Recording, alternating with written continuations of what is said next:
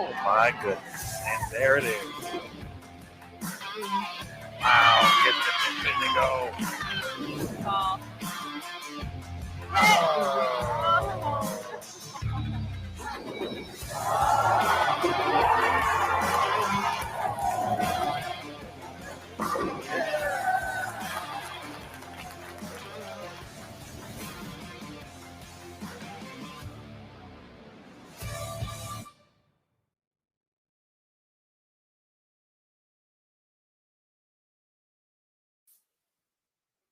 Good morning, ladies and gentlemen, and welcome back to Bowl TV. My name is Matt Canizaro. Thank you for joining us for day 2 of the ITRC Classic. PWBA 2021 is underway, and we're getting ready to crown a new champion. That'll happen later tonight. But all day today, match play happening from the International Training and Research Center in Arlington, Texas. 12 contenders still in contention for this title. Leading the way, the Hall of Famer, the GOAT, Liz Johnson, had an amazing day yesterday. One slip up in game number 9. Otherwise, she would be off to the races. A very talented field of 12 looking to chase down Liz and make a spot in the stepladder finals. Again, 2 blocks of 6 games today. Round robin match play. Total pins carrying forward from yesterday's qualifying round. We'll have all the details as things get going. Aaron Smith will be joining me here in just a few minutes, and then we'll be underway. Again, 6 games this morning, 6 games this afternoon, and then we'll know our 4 players for tonight's stepladder. The finals will take place tonight at 9 p.m. Eastern, live here on Bowl TV. Again, free coverage all week long of qualifying and match play, and then the stepladder finals will require subscription to Bowl TV. We'll have all those details and the pricing for you as we enjoy some great bowling today. 12 terrific storylines. We'll talk oil patterns. We'll have some guests, all kinds of good stuff. Big strikes yesterday. Looking forward to another exciting high-scoring day on the lanes at the ITRC. And with that, let me bring in my co-host for today, Aaron Smith, going to join us and drop some knowledge on all of you as we embark on this 12-game journey. Aaron Smith, welcome back. Thanks, Matt, and welcome everybody back to BowlTV.com for the ITRC Classic match play. Matt, you ran it down there pretty well. A lot of excitement in store for the next couple of hours. We got 6 games now, 6 games later at 5 p.m. Eastern before the stepladder final tonight. Big shout out to all the folks joining us on Facebook, both the PWBA and the Sport of Bowling USBC channels. We appreciate you joining us. We're going to give you a quick sneak peek into game 1 before we go ahead and go or send everything to BowlTV.com. But Matt, you know, it's free to create a login. You can watch the rest of match play with just a login on BowlTV.com. So check it out. We got giveaways, a lot of good stuff. And of course, looking ahead to later tonight, the stepladder finals, 9 p.m. Eastern.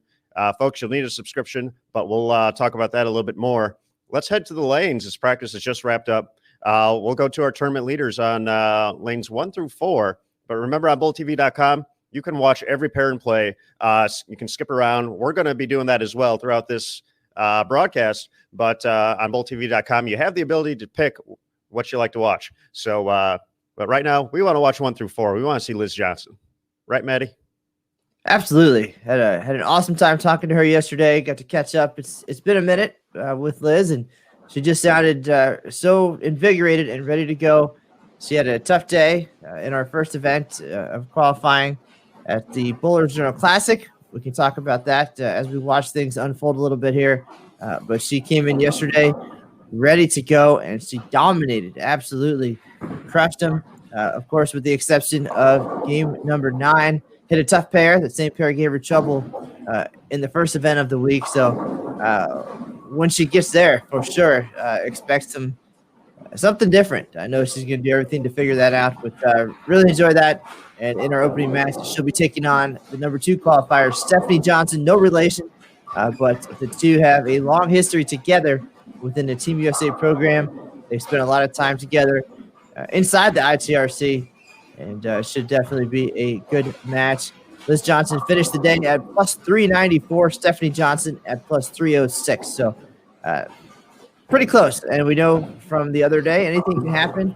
with these 12 games. Bonus pins in play as well. So 30 pins per game. That's a ton of ground you can make up just by winning matches. So looking forward to all of that drama and counting down to our position round, which always lends for some excitement. Our other match here is going to be, by my calculations, right, it should be Dasha Kovalova and Brianna Cote, again, two international stars on the PWBA Tour. Brianna Cote has competed for Team USA, and Kovalova from Ukraine. In all, 10 countries represented at the Kickoff Classic Series this week in Arlington, and that just shows the global reach of the PWBA Tour and the talent of the players at every corner of our great planet, Aaron Smith. Absolutely, Matt. And, you talked about the excitement of match play, bonus pins in play as well, 30 for a win, 15 for a tie. But, we saw it in the first event, the Bowlers Journal Classic, just how, they started match play 109 pins apart from 12th to 1st. Kind of taking a look at the lineup today, Liz Johnson definitely created some distance between herself and the rest of the field. She's currently right around 85 pins ahead of Stephanie Johnson, as you mentioned, in second place. But when you start to look down from Caitlin Johnson in 12th to Dasha Kovalova in third place, that difference is only 61 pins. So those players are really tight there from basically 3 to 12. Essentially, that's 2 wins right there. As 60 pins you made up, and you're right there in the show. So with this group, it's going to be fun to watch. I think it's, a little interesting as well. We had the Bowlers Journal Classic. Obviously, we know Shannon O'Keefe won that. But out of the 12 players who advanced to match play here at the ITRC Classic, only 3 of them are the same. We have Shannon O'Keefe, Lindsay Boomershine, both players you would expect to put up performances like that. But the young standout, 16-year-old junior Team USA member Jillian Martin, the third player in that conversation. So not Liz Johnson, not Danielle McCune, not Stephanie Johnson, not Dasha Kovalova, Jillian Martin, 16 years old. It's pretty phenomenal. So excited to see if she can make another run. She had 299 in match play just a couple days ago. So maybe some more fireworks from her will be fun to watch. But it looks like we might have JT coming in, Jason Thomas from inside the ITRC. Let's bring him in for a quick opening game rundown. Yeah, no, it's you guys did a fantastic job of setting up the day. It's going to be an exciting day, but I just thought I'd share something kind of cool. Chad Murphy texted me this morning. He just texted a screenshot of his phone, and this is what it looked like. So you know how you open your phone up and it just serves a random image and news of the day. Look at the photo that popped up for him for today. This is Liz Johnson of 2017. Winning, I think it was the Players' Championship. But I mean, that's pretty crazy for that image to pop up today of all days on Chad Murphy's phone. Just thought it was interesting. Yeah, that was a show that we talked about a little bit when he was on the broadcast yesterday during qualifying. So far, to kind of come full circle like that, pretty crazy.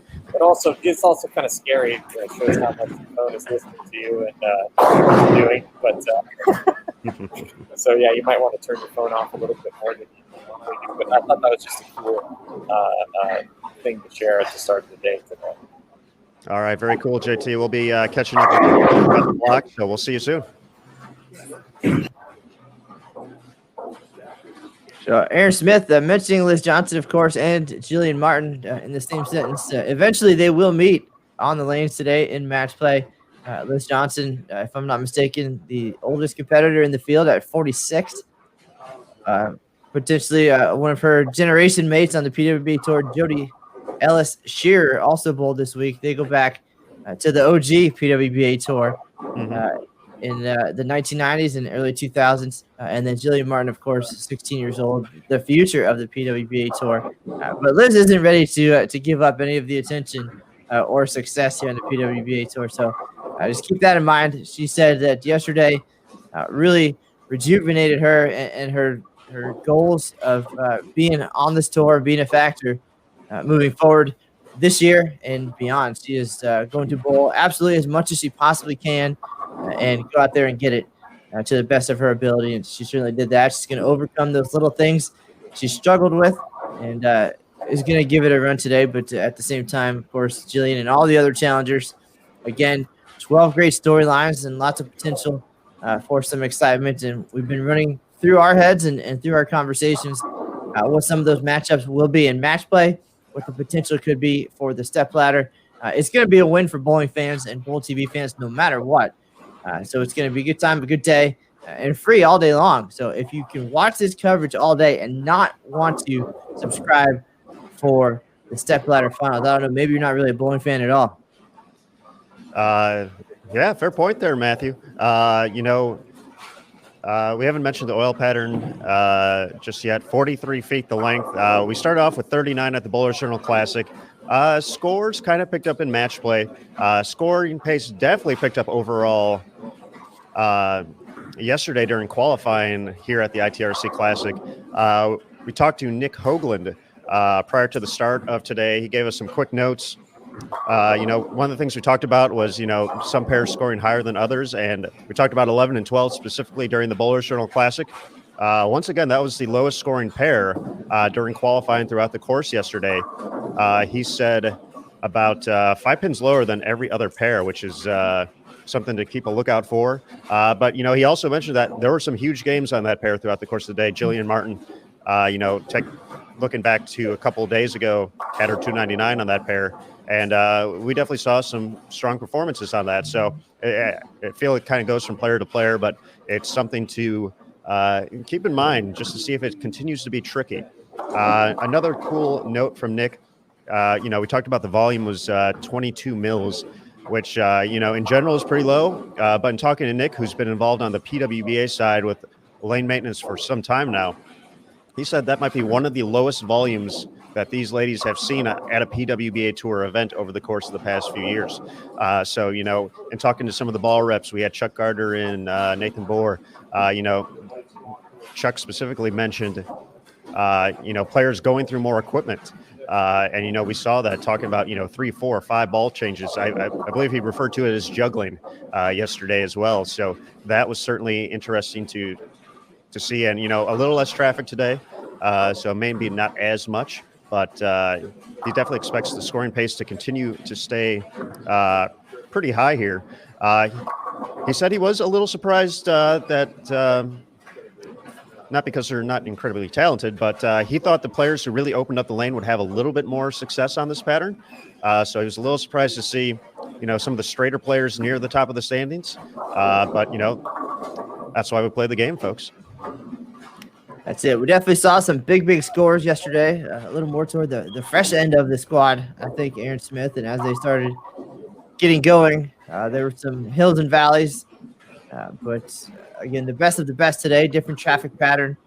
And it kind of was discussed, of course, that they'd be playing the lanes a little more similarly, I guess, than the whole 36-player field. And that's just the nature, of course, when the top players rise and come back and figure it out. They're going to do what they can. And there's a great analysis by Nick. Another challenging pattern conquered by the best in the game. And, again, Liz Johnson led the way, averaged 250 for her first 8 games. Struggled a little bit on that tricky 11 and 12. That's what got her at the Bowlers Journal Classic. She finished there as well, was in the cut number until the last game, shot 184. Yesterday it was 163. So if there's one major opponent that Liz has right now, it's lanes 11 and 12. If she can conquer that pair, she could be untouchable for today. And we already see the strikes piling up for our competitors on our featured pairs, both Liz Johnson and Dasha Kovalova until that moment. Perfect here early in game number 1. Yeah, and just taking a quick look around live scoring. And once again, that's available if you're watching on BowlTV.com. Above the chat, you got a few different tabs to pick from. The information tab, click on that. That'll take you to where you can find the live scoring link, or just go to PWBA.com as well. Matt mentioned the great write-up yesterday talking to Liz Johnson. You can check that out there as well. We're going to see if JT's audio is fixed now. So, JT, fingers crossed. Here we go. How do I sound, guys? Lovely as ever. Okay, good. Did you guys get the gist of what I was saying earlier from even with the bad audio? It was a little tougher. If you want to hit it one more time, Yeah. I think for everybody, it'd be good. Well, I'll get back to it in a sec. I just wanted to address something that came up on the show yesterday and just get it out of the way so we can talk about the bowling. So I learned after the show yesterday that there were some folks in the chat who had, pointed out a poor word choice that I used during one of our towards the end of the broadcast where we were talking about the cut. And I used the word suicidal, talking about players who might miss the cut. And so I just wanted to address it before we get too far into the show today. I want to thank the folks that pointed it out. It was an insensitive word choice on my part. If you guys have ever read my book, I'm not sure you guys have. And judging by the amount of money I made from it, not a lot of people in the audience have either. But my book actually starts with me at a point in my life where suicide was an option. And so I just wanted to go on and talk about that for a second and just let people know that how much that topic means to me. How if I offended anybody in the audience by my use of that word, I mean, obviously I was trying to make a figurative reference and not be offensive there. But I do want to apologize to anybody that was offended. I do want to thank the people that pointed it out. I think in the world today, we have, a lot of people want to point out your mistakes, and a lot of people on the other side want to get upset about that. But I think, taking stock of those things and learning from it and moving on is a good thing. And I also want to just close by saying, my book is about overcoming those demons, and I feel like I have in my life. And if there's anybody out there in our bowling community that wants to talk about it and is having trouble, I'm here for you. So anytime you want to call me, or you think talking to a little known internet broadcaster might help you out, I'm there for you. So anyway, I just wanted to address it, and let's just move on. All right. Thank you for that message, JT. We appreciate it. Yep. All right, JT, we'll let you get back to the action there, and we'll talk to you soon. Yep. All right, Maddie, we still have a string of strikes here, courtesy of Liz Johnson. She's going to be stepping up on lane number 2 in a moment, looking for 8 consecutive to kick things off here. To say that I'm surprised, I would be lying. Again, just we've been doing this long enough, of course. And when Liz Johnson gets comfortable, she is often untouchable, but still a long way to go. Of course, 12 games of match play. There will be transition. There will be moving pairs. Yesterday, she started with 268, 257 for her first 2 games. So very comfortable with the fresh. She actually told me, she gets the 10 to go late there. She told me yesterday that the ball that she chose was one that she didn't even throw in practice. So she came in after a tough first event, just really thought through the process and everything that had to happen for her to find success. Grabbed a ball that she didn't even consider during the practice session, and pulled a little bit of surface, and the rest was a day of history. So it righted her path in this early season. The fact that she'd even question her ability, and then I looked at the standings. Even I didn't even realize how close she was to the cut at that point. She'd only missed by I think 7 pins. So, but another no doubter there, and whatever it took, those 7 pins, it might be the most meaningful 7 pins for her in a long time. Of course, she's a 3 consecutive Player of the Year honors. With the return of the tour in 2015, 16, and 17. Some U.S. Open victories, a lot of success in there. And then overshadowed a little bit by, of course, Shannon O'Keefe and the great couple of years she's had recently. But Liz trying to get back to that level, and this would be a good start toward that. And, folks, we're going to have an opportunity here. Matt and I have our batting average here in 2021 for I'm not going to say it, but you know what I'm talking about. Hopefully this is the one. We get off the schneid in 2021. We get to see the first you-know-what. I think that's all I can do, to still talk about it but not talk about it. So we'll get to see that in a moment here. So pretty exciting stuff here on our free look-in on Facebook, PWBA, and the Sport of Bowling USBC. Once again, we will be heading exclusively to bowltv.com after this game. But talk about some excitement. Front nine, the legend, Liz Johnson, coming up next.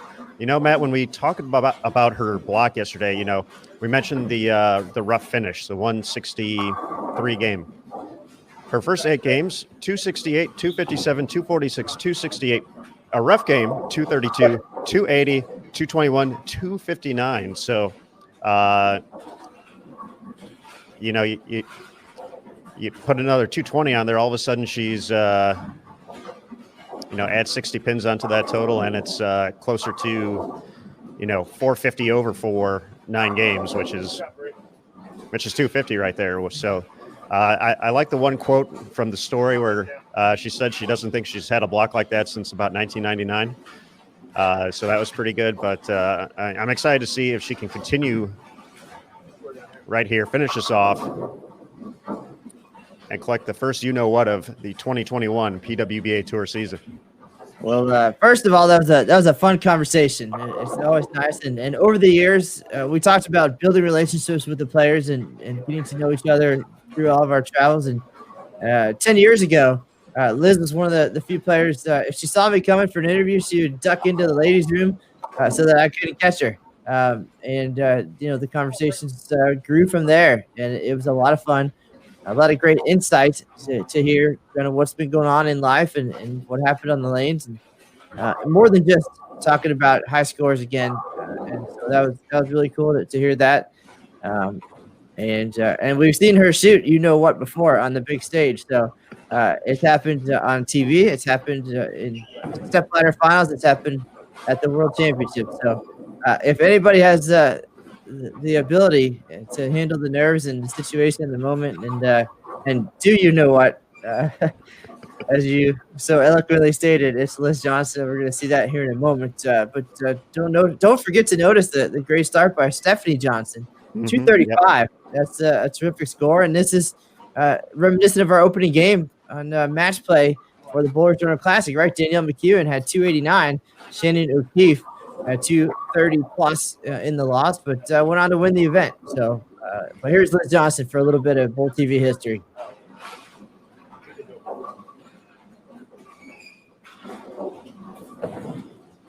Oh, get up. Oh no. She left the you-know-what. To make bad even worse, the ugly 710 once again, right? That has been a common theme throughout the course of the week here at the ITRC, both at the Bowlers Journal Classic and now the ITRC Classic. Man, I didn't even say it. I tiptoed around it so much. You took all, folks. I'm sorry. All the protocols and procedures for that one, Aaron Smith. You did everything you could, but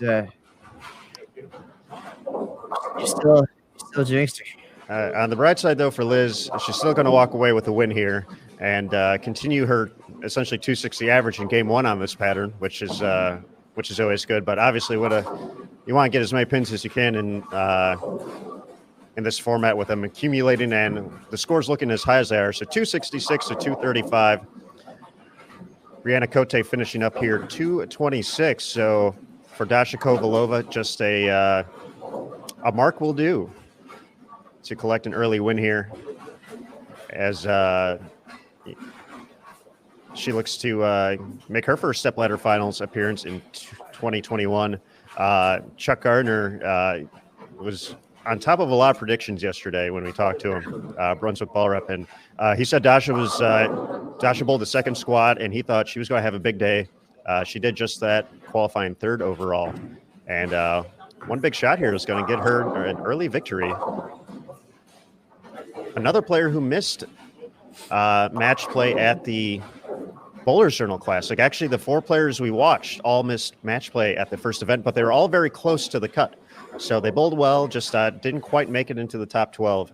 But here they are, and all these players also getting extended play at the Hall of Fame Classic. We'll talk about that a little bit more as well in a few of those storylines. Heading over on bowltv.com for the rest of the block. But folks, as we kind of get closer to finishing up our Facebook lives here on the PWBA and the Sport of Bowling USB-C channels. Once again, just a nice little friendly reminder. You can watch this action for free. Just head over to bowltv.com, create a login. It takes 2 minutes. Even Matt's got one. Aaron gave it to me. But you just need it. You need that to watch the action. And it's not just watching us here. You can go through all the channels. 1 through 12 is in play right now, so you can watch all the lanes in play.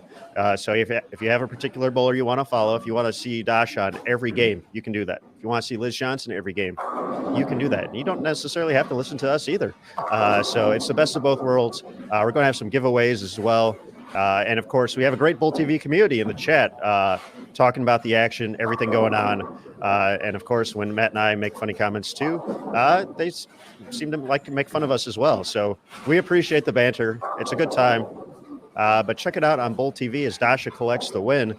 And of course, the stepladder final tonight, 9 p.m. Eastern for the ITRC Classic.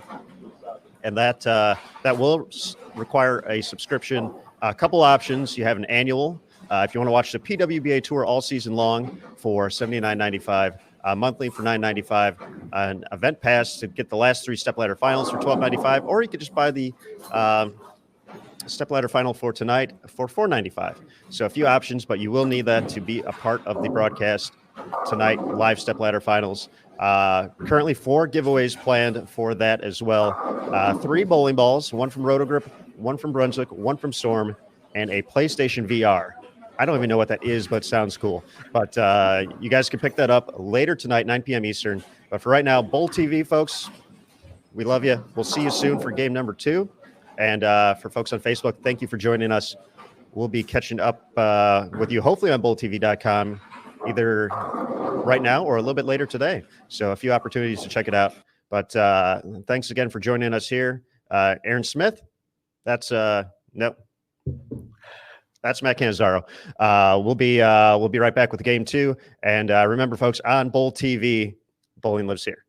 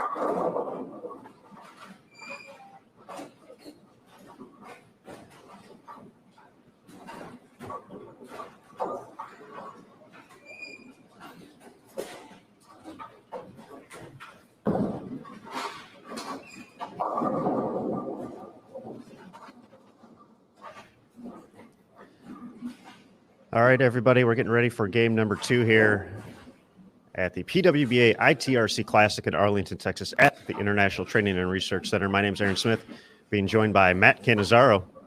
There he is, folks, looking dapper as ever. And we're going to have a special guest join us for a quick second here.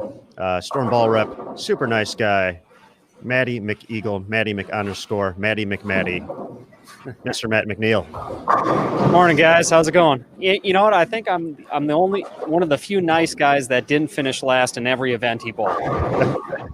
There's a few events many years ago that I happened to get to the top of the leaderboard somehow by some magical way, but after that, it's just been, I tell you, once I hit about 31, it was just all downhill. I'm long past my prime. Put me out to pasture. I try to tell folks that as well, but I also never had a prime, so I didn't get to experience the highs, and then it's just been a constant low for bowling for me. But Matt, we just watched Liz Johnson front nine before that tough hit with the 710, but it looks like she has not left off where she was yesterday. Yeah, same ball, same part of the lane, pretty much for the most part. Talked to her about the 1 on the 10. She just didn't feel like she got it out on the lane as well as some of the others. So, yeah, that happens. Obviously, 9 spare would have been much preferable, but we got 11 more games here, and we're just going to keep reading ball reactions, stick to our process, and we got a couple step down for her equipment. So she's in a RSTX1 right now, which is a new rotogrip asymmetrical ball for us. And we got a couple steps down for her, and we're just going to stick to our game plan and see how it plays out. All right. In talking to Liz, she mentioned that that ball originally kind of wasn't in the lineup for this pattern. It was kind of it sounded like a last-minute decision to kind of go to that one. What was kind of the thought process in that? And, how did you guys go from, not necessarily seeing that in a practice session to saying this might be the ball to start off with? Well, the other one she has is the pin is up on it, so when you set the block up, it wants to pick up more of the middle part of the lane and then try to flare a little more, and that was just boxing her front to back. So we ended up grabbing the down one because with the longer pin to PAP distance, that's going to actually make the ball float more through the front part of the lane, and that gives her a little more hold. And when you give the goat hold, she does goat things. So that was the whole thinking behind that decision, and it paid off very well so far. All right, now Matt, Liz Johnson said, and the scores show that lanes 11 and 12 have been a little bit tricky this week. Cost her the cut, the very first event of the series. Is there a separate plan of attack for that pair of lanes to get something different to happen? I think it's just going to kind of be. We're really tracking how the people are playing every game on that pair. We know 11 hooks more just overall than 12, and they seem to hook a little earlier, and then they're just kind of goofy in the middle part of the lane. So 11, we got to be a little further left than on 12, and on 12, I think we got to be just a little firmer and more up over, taking the fronts out of play a little more for her. And that even might be a ball change pair too. So we're just going to keep an eye on it and let our eyes be our guide. All right, Maddie, we'll let you get back to it. Thank you again for joining the show here on Bull TV, and we'll talk to you soon. All right, guys. Always a pleasure. Thank you.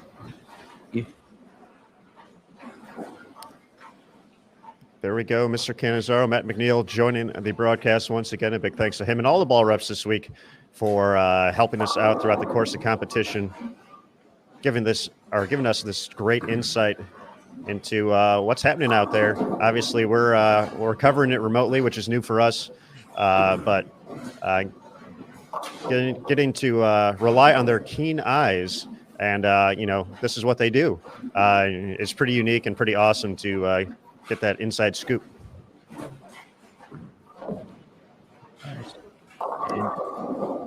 Aaron Smith, I was so excited to hear about all the great giveaways, by the way. I wanted to get in on the action. So I think it's time. It's the perfect time for a giveaway right now, except this one. This one's for everybody. I'm giving this away to everybody watching on Bull TV right now. You've all won 11 more games of match play, head-to-head, and witty banter between Aaron Smith and Matt Cannizzaro. So congratulations to all the Bull TV viewers. You're all winners today. Our first giveaway in the books. I feel so good to be able to share that with the world and to be as generous as Aaron Smith in bringing more than just funny comments to this broadcast. So thank you for that opportunity, Mr. Smith. And thank you to these ladies for all these terrific strikes that we're about to see in games 2 through 12. And I heard that's a non-refundable giveaway as well. So excellent stuff, Maddie, as always. Joining us here now on our featured pair on 1 and 2, Shannon O'Keefe taking on Brianna Cote. And on 3 and 4, we've talked so much about her. The young phenom, 16-year-old Jillian Martin, taking on Stephanie Johnson. Taking a look across the house on our 5 through 8 channel, we have Dasha Kovalova taking on Caitlin Johnson and Lindsay Boomershine taking on Julia Bond. We had a interesting conversation this morning prior to our show with the one and only Mike Flanagan. Mentioned he sees a little bit of Liz Johnson in Julia Bond's game. So we talked about that potentially being a fun storyline if we potentially see that matchup later in the day. Over on 9 and 10, we talked about Liz Johnson. She's taking on Sandra Gongora. Sandra bowled very well yesterday and had a big 250 game in the finale to hop into the number to make her first match play cut of 2021. And on 11 and 12, Taylor Boltice taking on Rocio Restrepo. Both of those players bouncing back after some struggles at the Bowlers Journal Classic, so great to see them advance here for bonus bowling.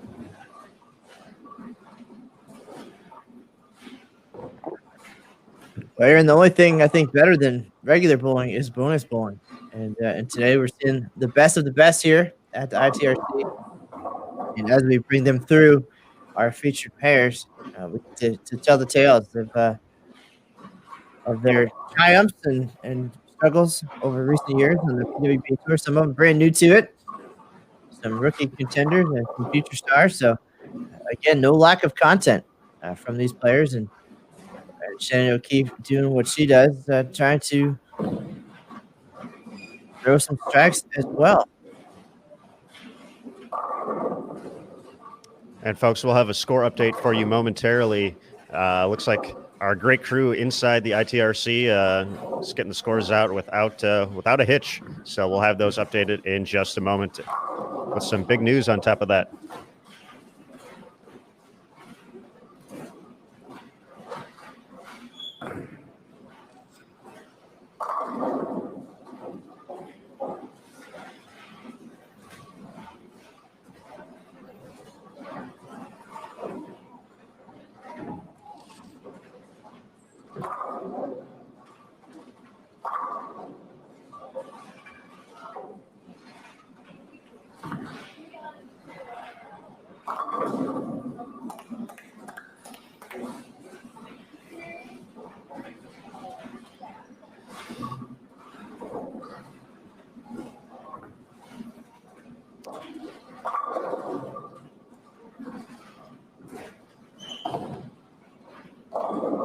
As we see Jillian Martin make her 4th consecutive single pin spare, which is always nice to see. We like spare conversions here on Bowl TV.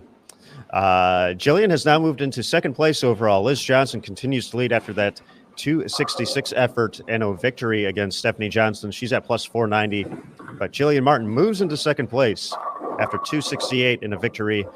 She's at plus 359. Dasha Kovalova stays in 3rd at plus 346.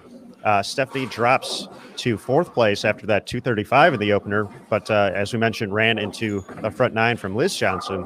She's at plus 341. Sandra Gongora, currently the first player out of the step ladder, at plus 332. Shannon O'Keefe at 328. Julia Bond plus 323. Brianna Cote plus 307. Caitlin Johnson plus 287. Rocio plus 277. Lindsay Boomershine plus 249. And Taylor Boltice plus 243. So the first big move, Jillian Martin moving into the top 4 here in the early going. But once again, right now between 12th place and 2nd place, just 116 pins with bonus pins. So it's going to get pretty crazy over the course of this block.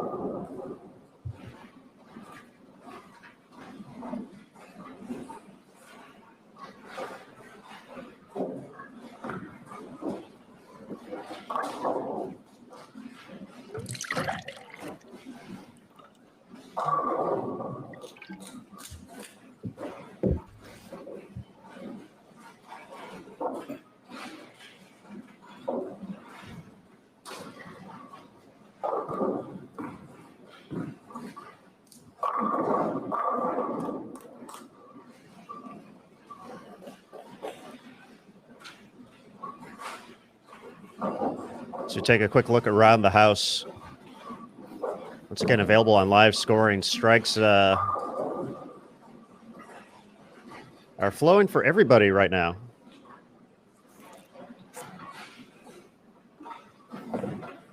Brianna Cote starting with the front six before a 9 spare in the 7th, ahead of Shannon O'Keefe. Jillian Martin connected for her first strike, and a double would make it a 2-pin match. Advantage still going to Stephanie Johnson here on 3 and 4.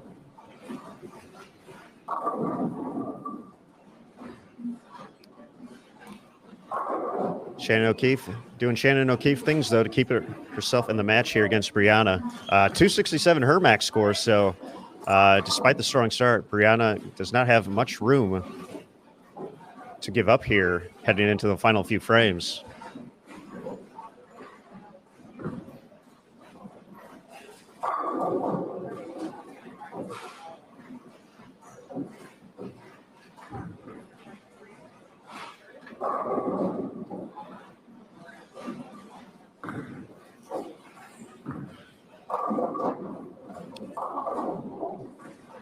That one gets just a little right down lane. You can see the markers down lane there, and seemed like it skated a little past that before it made its move, resulting in the 2-8, and all of a sudden a potential for a tie. On 1 and 2, once again, a tie in match play means 15 pins goes to each competitor, which is much nicer than receiving no pins for a loss. So a tie is a win in a way, but not quite the same. Which is, I'm pretty sure, is the definition of a tie anyway. So I think we all knew that already. So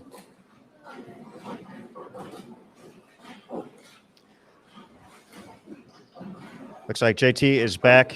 We're going to bring him back into the mix here. We're going to come back too, Maddie. There we are. Hello. JT. Hello, guys. Yeah, we got, you said Shannon things. We got Liz doing Liz things. She's got spare 5-bagger this game, possible 279. She's going to get the win pretty easily, 30, so probably going to be extending her lead. But I just wanted to break some big news for you guys. For those of you watching the coverage today and are planning to tune into the coverage tonight, breaking news, we will have the legendary Carolyn Doran Ballard on the call tonight. The equally as legendary, but not as attractive, out of range podcast host Tony Franklin in the booth with you, Aaron Smith. The tremendous slouch, Aaron Smith. I am definitely third on the roster there, so I like that. That's going to be pretty awesome as well. So, going to love the insight. We had Tony on one of the broadcasts, I believe, during the Bowlers Journal Classic, and brought a lot of energy to the show. A lot of great stories. Tony, a phenomenal bowler in his own right as well, and CDB, come on, one of the greatest of all time. 20-time titleist on the PWBA tour. So that's excellent news. Moving forward, and another great reason to set up that subscription. Yeah, I mean, if watching Liz Johnson and Shannon O'Keefe and Rocio Restrepo and Lindsay Boomershine, that's my unofficial call for who's going to be on the show tonight, because they were the first 4 people in front of me. It's not enough for you. We're going to give you CDB and Tony Franklin and the great Aaron Smith. A recipe for success. We'll put that in the oven. We'll let it bake for about 90 minutes. And when it's all said and done, we're going to have a champion and a great show. And by the way, Liz threw another couple of rings, so she's too closer to 279. Liz doing Liz things. All right, JT, thanks for the update, and great news as well. Yep. All right, folks, there you go. CDB, Carolyn Doran Ballard. Aaron, I think you just got a promotion. You are like creeping up to the A team now. Next, it's going to be Aaron Smith, Dave Ryan, Lamont, just the whole crew. Randy Peterson, you're going to be right up there. You're going to be sideline reporting before you know it. I'm just going to be there to sit back and enjoy the show like everybody else. So that's going to be some fun conversations tonight. I'll work my my opportunities in throughout the course of it, but I'm very excited to hear Tony and Carolyn will be joining the mix. So there we go, folks. ITRC Classic Stepladder Final, top 4, 9 p.m. Eastern tonight. You get a Hall of Famer and Tony Franklin. So there you go. We definitely loved having Tony on the show a couple days ago, as we said. So I'm going to be excited to get his perspective. Knows he's been watching all week. But as we kind of take a look at these matches as we get to the end here on 1 and 2, Shannon O'Keefe, an opportunity to strike and get the win after Brianna Cote left her 3rd consecutive didn't strike in the 9th frame. Brianna's max 256. Shannon needs at least 9 here. And that's 10. All right, Shannon O'Keefe. Doing Shannon O'Keefe things. So she definitely knows how to finish a game, Mr. Smith. We saw that in the title match the other night against Danielle McEwen, the Bowler Journal Classic. Had a split in the 2nd frame and mentally regrouped, as she may not have done 4 or 5 years ago, but she handled it like the champ that she is and threw 8 strikes in a row to finish the game and take home the title, the first one of 2021. And she's definitely come a long way over the recent years, and again, more storylines. It took a pretty agonizing defeat for Shannon to, as we talked about, how to learn how to win and handle those moments, and now continuing to do that and throw strikes when she absolutely needs them. She's going to finish officially with 265 in the victory, over on 3 and 4. Stephanie Johnson still in control, up 17, with an opportunity to add on to that, working on a strike in the 8th when she steps up in the 9th. But certainly still close there for Brianna. That's I feel we'll see more of these type of matches today, where someone puts up a score like 250, 260, and it's not going to get the bonus pins. That shot much more online, didn't get out as far right as the last time we saw her up on that lane, and she's going to be in the 240s at least, potentially 250s, but not going to get the bonus pins that go along with it.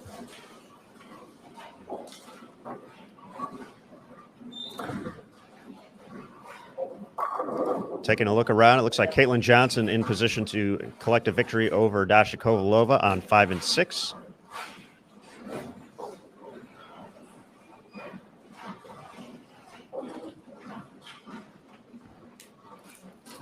Lindsay Boomershine with the opportunity to strike, and strike in 9. Her last 2 shots, she just got the strike to shut out Julia Bond. That match potentially could be 249 to 247 on 7 and 8.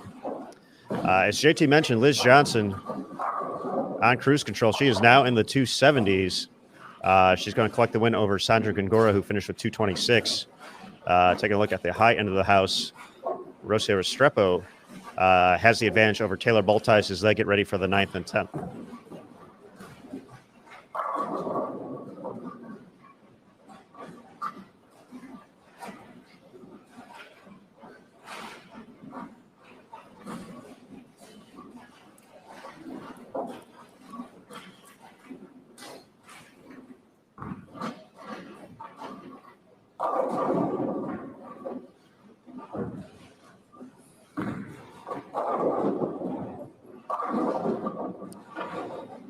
And a nice 254, but unfortunately a loss there for Bree.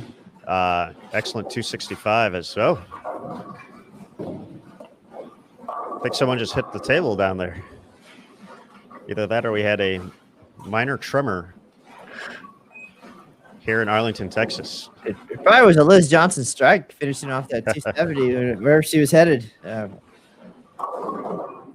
Somebody mentioned that yesterday, right? One of our guests that they were distracted by a Liz Johnson strike from lanes away. It was so loud and thunderous. Someone had mentioned that from a few lanes away, you would hear Liz's strikes yesterday. They were that powerful. So Stephanie is going to take this one here. Chance to still get to 239. Max left for Jillian 212. So 2 players in the top 4 after the first game here at the ITRC Classic. Match play round, 6 games. We'll have a second one later tonight at 5 p.m. Eastern. Right here on Bull TV. Lindsay Boomershine did finish off that 249, so she's going to collect the victory. Julia Bond can max out at 237. Dasha Kovalova in the books at 204. For Caitlin Johnson, just a mark in the 10th will get her the victory.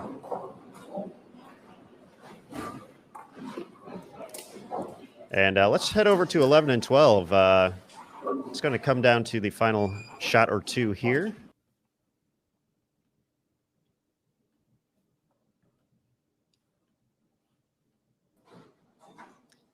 Taylor Boltice down 13, but has delivered a double to kick off the 10th. So she is going to put the pressure on Rocio.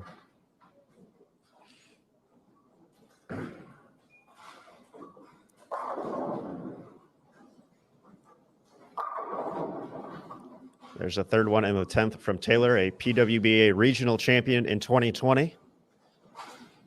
Collegiate standout at Weber International, also a titleist at the USBC Women's Championships. For Rocio, needs the first strike.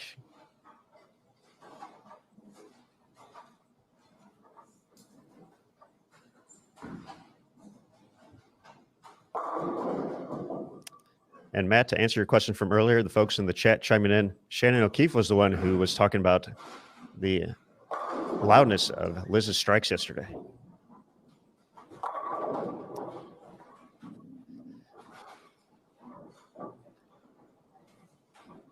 Rocio connects. She gets the victory.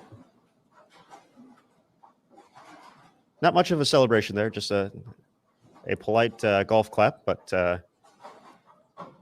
that was a hit probably that most folks have been wondering about throughout the course of the week. That was a little lighter in the pocket. We've seen plenty of corner pins and sometimes both corner pins result from that type of hit. So I'm sure for Roe, happy to be getting the strike there and collecting the victory.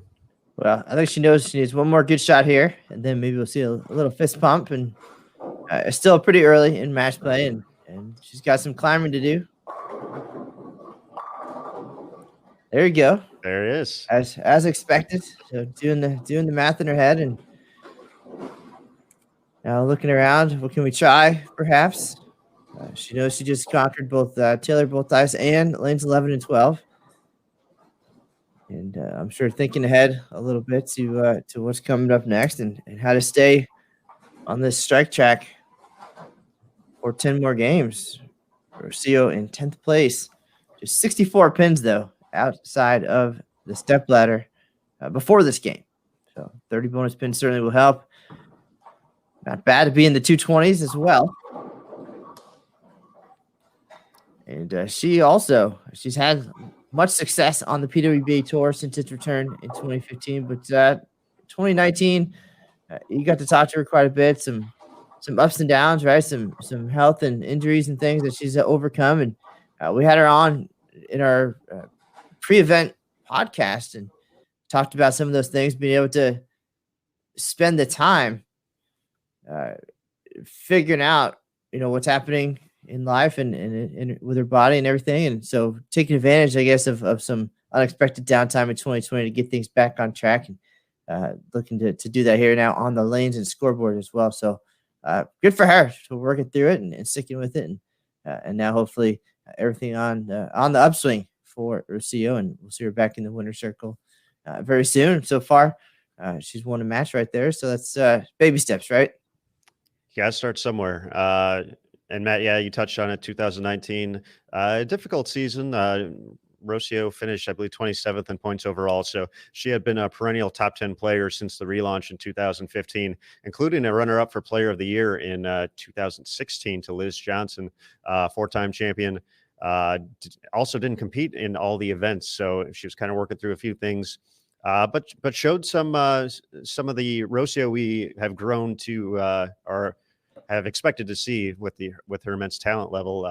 Making the TV show in Orlando, we referenced that a couple of times during the stepladder finals, the Orlando Open, BowlerX.com, PWBA Orlando Open in 2019, and then had a great showing at the Players Championship. She did not qualify for the Tour Championship in 2019, but there were definitely some signs that she was trending back to the Rocio, who's going to be a contender for Player of the Year, which is great for her and great for us as just fans of her and fans of the sport. Aaron Rocio also part of the World Championship run for Colombia back in 2019. Again, of all the teams in the world on paper, Rocio, Maria, Clara, I mean, that team top to bottom, super solid. And they were able to get the job done. They had a great World Championship.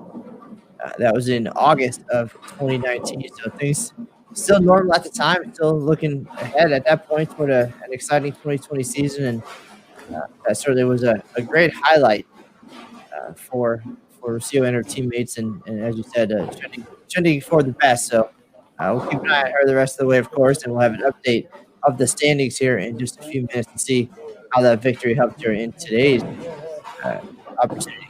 All right, Matt, we'll move on to game 3. We're just cruising right here, folks. This is what we do in these match play rounds. They're fast, they're furious. It sounds like a great idea for a movie series.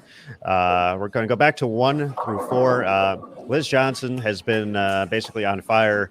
I want to say she's about 140 over already today without the bonus spins. So let's keep it on her, kind of see if she continues this trend. She's going to be taking on Rocio. So that'll be a great matchup on 3 and 4. And then Julia Bond against Dasha Kovalova, 2 of the young stars on the PWBA Tour on 1 and 2. So we're looking forward to this matchup. And with that, Matt and I, we're going to slide off the screen for a second, but we're still going to be chatting, folks, doing all the cool stuff. Right here on BoltTV.com at the ITRC Classic, which is part of the PWBA Kickoff Classic Series. As we mentioned, 3 national events and 1 regional. The regional taking place tomorrow. So the players who qualify for essentially with the way it works for the regional, the 24 players who qualified for the Hall of Fame Classic, which is Monday and Tuesday, are not eligible for the regional. So the players who fell out of the top 24 would be eligible if they have not won a national tour title. So we're going to have a couple players, I would guess, from the previous 2 events competing throughout the course of that. So we'll get you more information on that later in the day as well. We do have a regional page on PWBA.com. But for the top 24, they will bowl 3 rounds of match play, just like this, 8 games apiece. So 1 game against every player in the field and the all-important position round before we determine the top 5 for the stepladder final on Tuesday night, 9 p.m. Eastern for that as well. The one interesting caveat from that tournament is that the pinfall drops after qualifying. So typically, if you think of a U.S. Open or a U.S. Women's Open, in those situations, as they continue on to each match play round, the qualifying totals, each round kind of continues to culminate along with the bonus spins once you get to match play. For this one, everyone starts fresh. So Liz Johnson, who was the top overall qualifier for the Hall of Fame Classic, as it was, basically has to start back with 0. Angie Ramirez Perea, who was the final player in the cut for the top 24, also starting with 0. So essentially everyone starts even at the Hall of Fame Classic. You just had to make it to the dance. Jason Thomas made a great comparison yesterday. It's essentially just like the USBC Queens or the USBC Masters. Essentially 2 different tournaments. You just want to make the bracket at those. Similar here, you just want to make it to match play, and then it's a fresh start for everybody. A third pattern that they haven't seen yet. They'll get to practice on that tomorrow, so we'll get our first glimpse of that pattern. But that's kind of the rundown for the Hall of Fame Classic. Once again, Monday and Tuesday here on BoltTV.com. Of course, we'll continue the trend that we've started throughout the course of the week. All match play rounds for that event will be free to view with just the login. Stepladder finals, you won't want to miss that. We're bringing in an extra player, 5 players.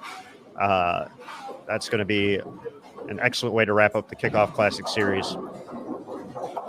That'll be at 9 p.m. Eastern on Friday, and I can't wait to see who we get for guests in the booth as well.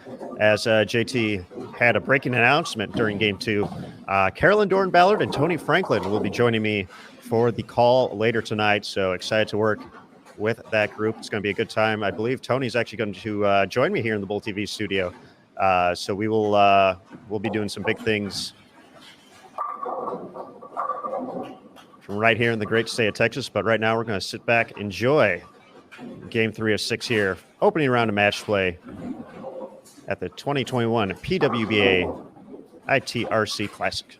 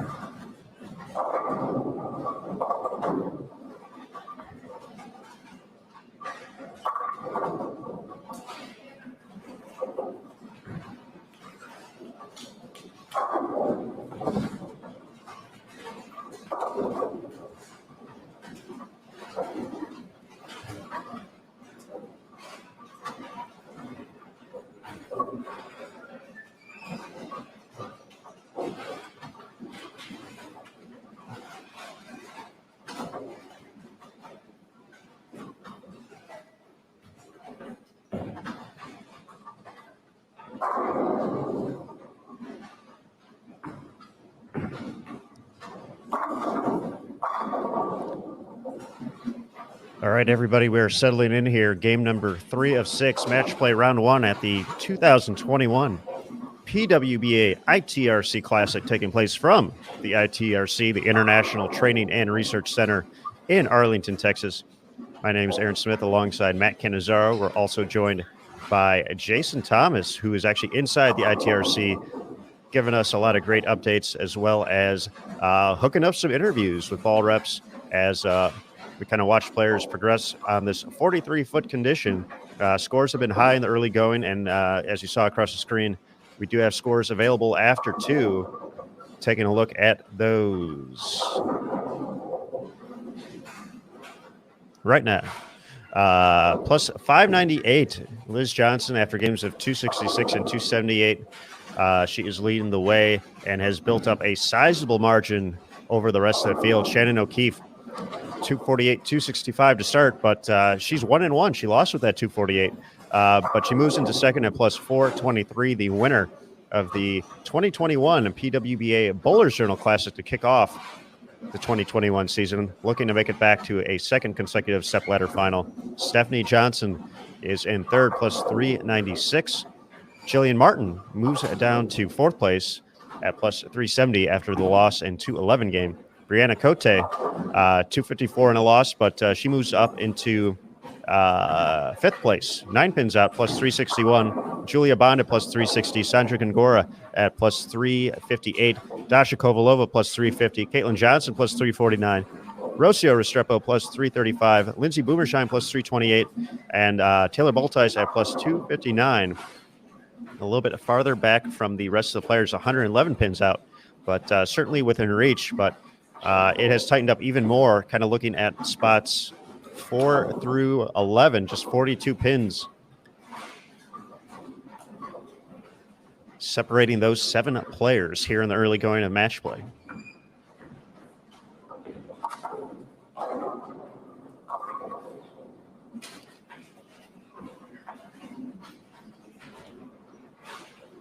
And open in the fifth from Liz Johnson.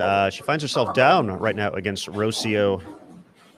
As we quickly roll across the house, big advantage, Dasha Kovalova. Still an opportunity to shoot 259 against Julia Bond. Julia looking to make it 3 in a row there and stay in the match just in case Dasha gives her the opportunity.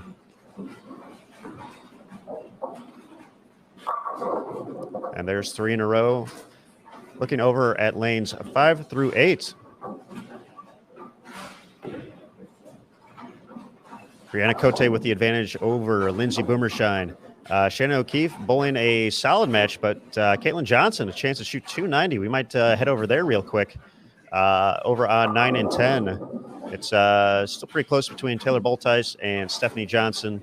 Jillian Martin and Sandra Gongora on 11 and 12. Early advantage going to Jillian. Matt and I are going to join the screen here once again, folks, as we make the switch over to lanes 7 and 8. Let's see Julia's shot here first. Just a 7-pin. Lucky to get the 10-pin out there. We've seen that pop up a little bit too often here this week at the Kickoff Classic.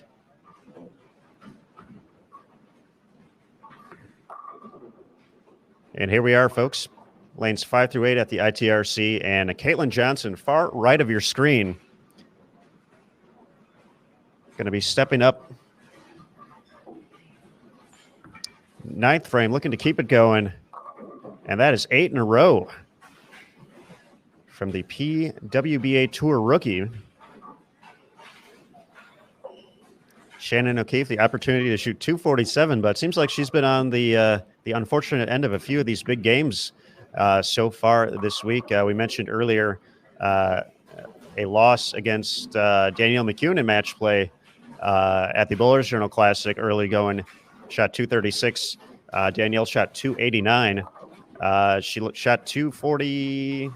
Let's see, 248 to start today and lost. So folks have been upping their game against the 2-time reigning player of the year.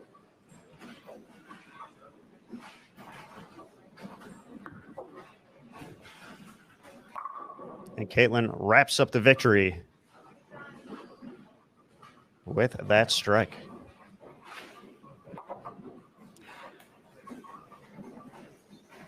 Matt Cannizzaro, we've talked about kind of Shannon O'Keefe's mindset over the past couple of years. She's very in the moment, very focused on what she can do and what she can control. But to shoot 248 and 247 and possibly walk away with 2 losses has to be a little disheartening. But I don't think Shannon is going to let that get to her too much here in the early going. Well, knowing Shannon and what she's told us about watching scores and numbers and such, you have to potentially know that you're winning or not, but you have to write your scores down. But I think she's just going up there on every shot, trying to throw a strike, knock all the pins down, and then that's all she can control. That's a big thing, is do what you can do. Don't worry about the rest.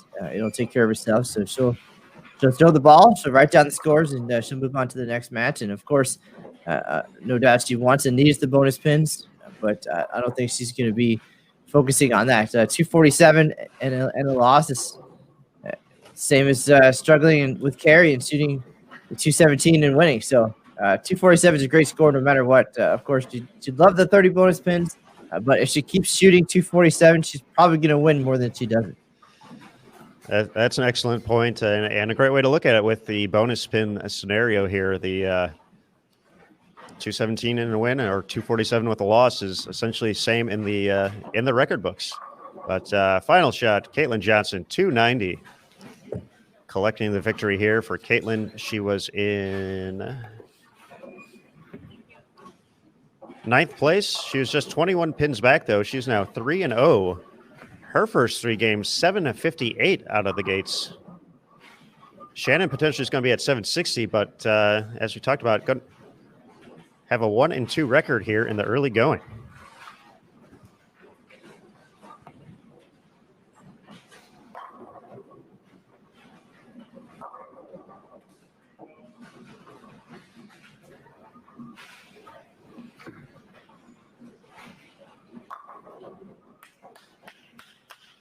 She'll have that opportunity to throw 2 more to get to that 247 and 760 set for her first 3. Brianna Cote up on lane 6, looking to maintain her advantage here against Lindsay Boomershine, and rings the 10.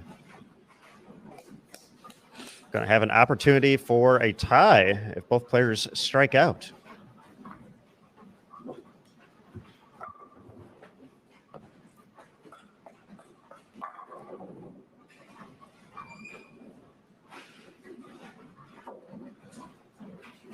A lot of good matches going on, folks. Just taking a glance around the house. Sandra Gongora and Jillian Martin on 11 and 12. Jillian is up by 9 pins. Sandra getting up for her 10th frame. Can strike out to keep the pressure on. Dasha Kovalova, a big 258 and a victory over Julia Bond. Julia can max out at 217.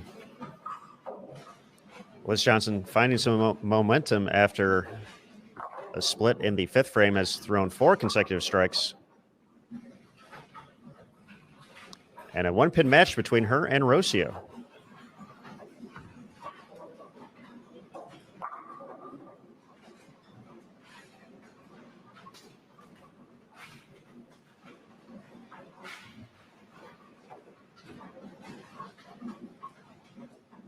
We'll stay here for the Cote Boomershine match.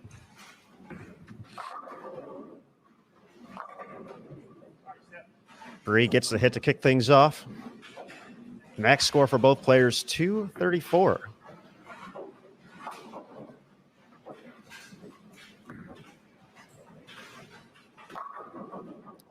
O'Keefe does finish off that 247, but a loss in the effort. Caitlin Johnson, a big 290.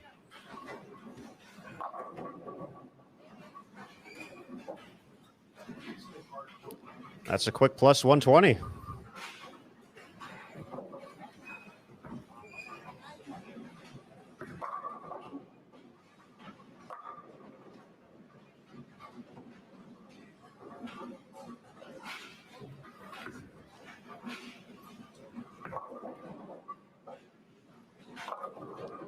Bree connects for the second light mix hit here in the 10th on lane 5. And right now, Lindsay has to deliver a double herself, essentially match whatever Bree was going to do here in the 10th frame regardless, but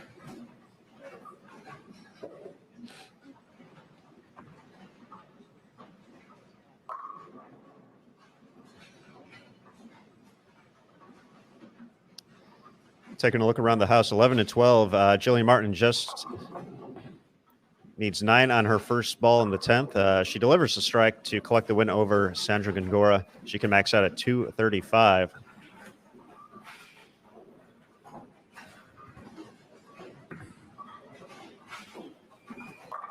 As Bree makes it all 3 in the 10th. 234. Lindsay needs to match all 3 strikes to half the match.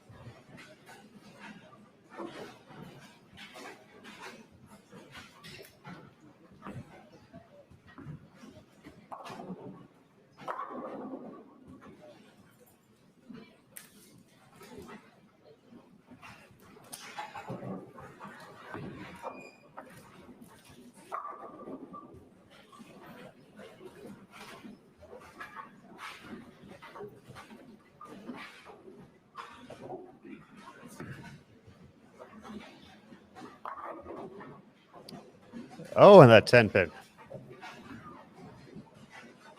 Take its sweet time to fall over. Still have the opportunity for the tie.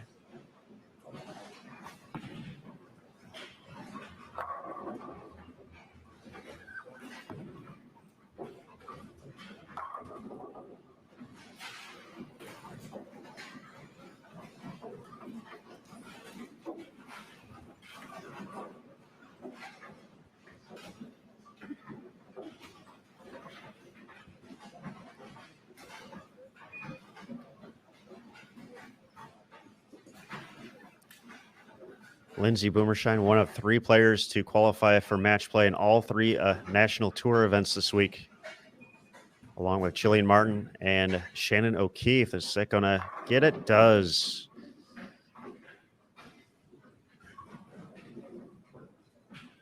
Brianna Cote guaranteed at least 15 bonus pins this match. If Lindsay can deliver the strike, she also will get 15. Otherwise, 30. And the victory goes to Cote.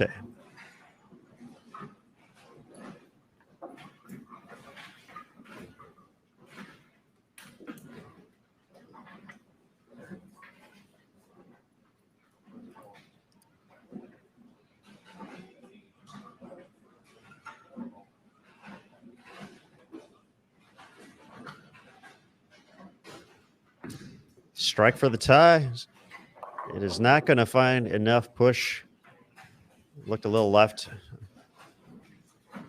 all the way, and 234, 232. Brianna Cote gets the victory, gets the bonus pins. As she moves on to the next match, Liz Johnson collects the win against Rocio Restrepo, 236. Or with a 236, she just shot 780, reminiscent of yesterday when she started with 771.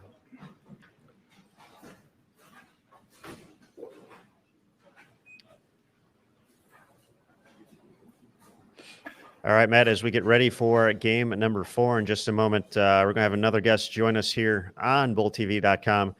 We've been talking about her a ton over the past few days, and she's just been phenomenal. A young phenom, Jillian Martin. We're going to talk to her dad, John, once again.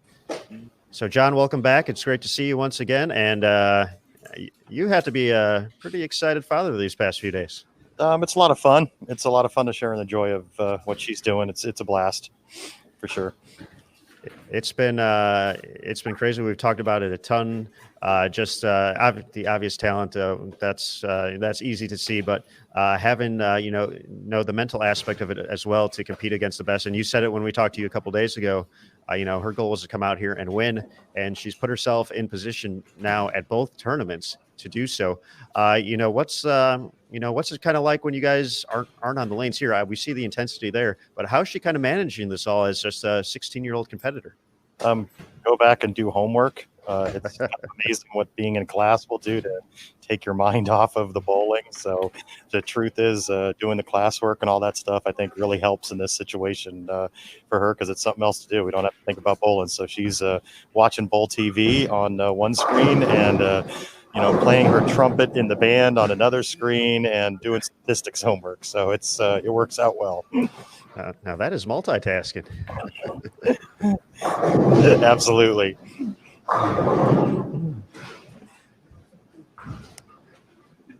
John, as we, I think one of the top moments so far of the week was her 299 game in match play at the Bowlers Journal Classic. Matt accused me of going crazy, and if she would have gotten that 4-pin out, I think I might have been yelling some more. But I know it's quiet in there. You're essentially the only fan in the venue. What was going on through your head during those final few shots that she was going for her first certified 300 game? I mean, nothing really. I mean, it's sort of a running joke between us because I was never really a bowler. So in a lot of ways, I look at 300 as an extra pin. I mean, it's just, I don't really care if you throw 12 in a row or in one game, or you throw 20 in a row over 2 games.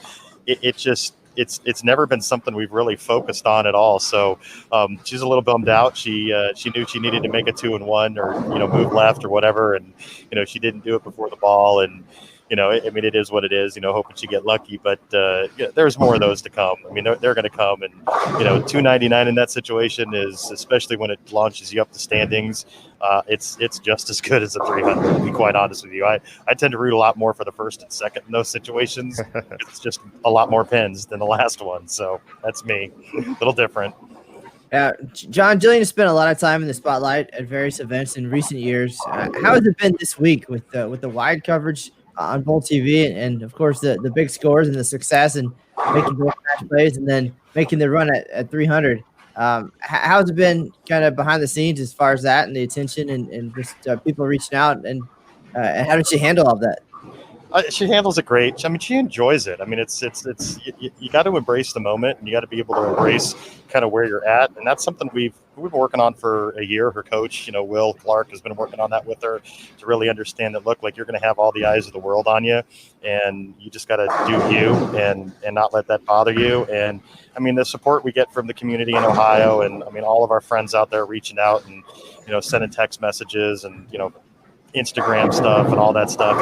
It's absolutely great. It's a lot of fun. I mean, it's nice to be able to kind of represent our hometown and represent the state of Ohio and all that stuff. That's because that's just what it's all about. It's all about the friends, everybody you grew up with, all those things.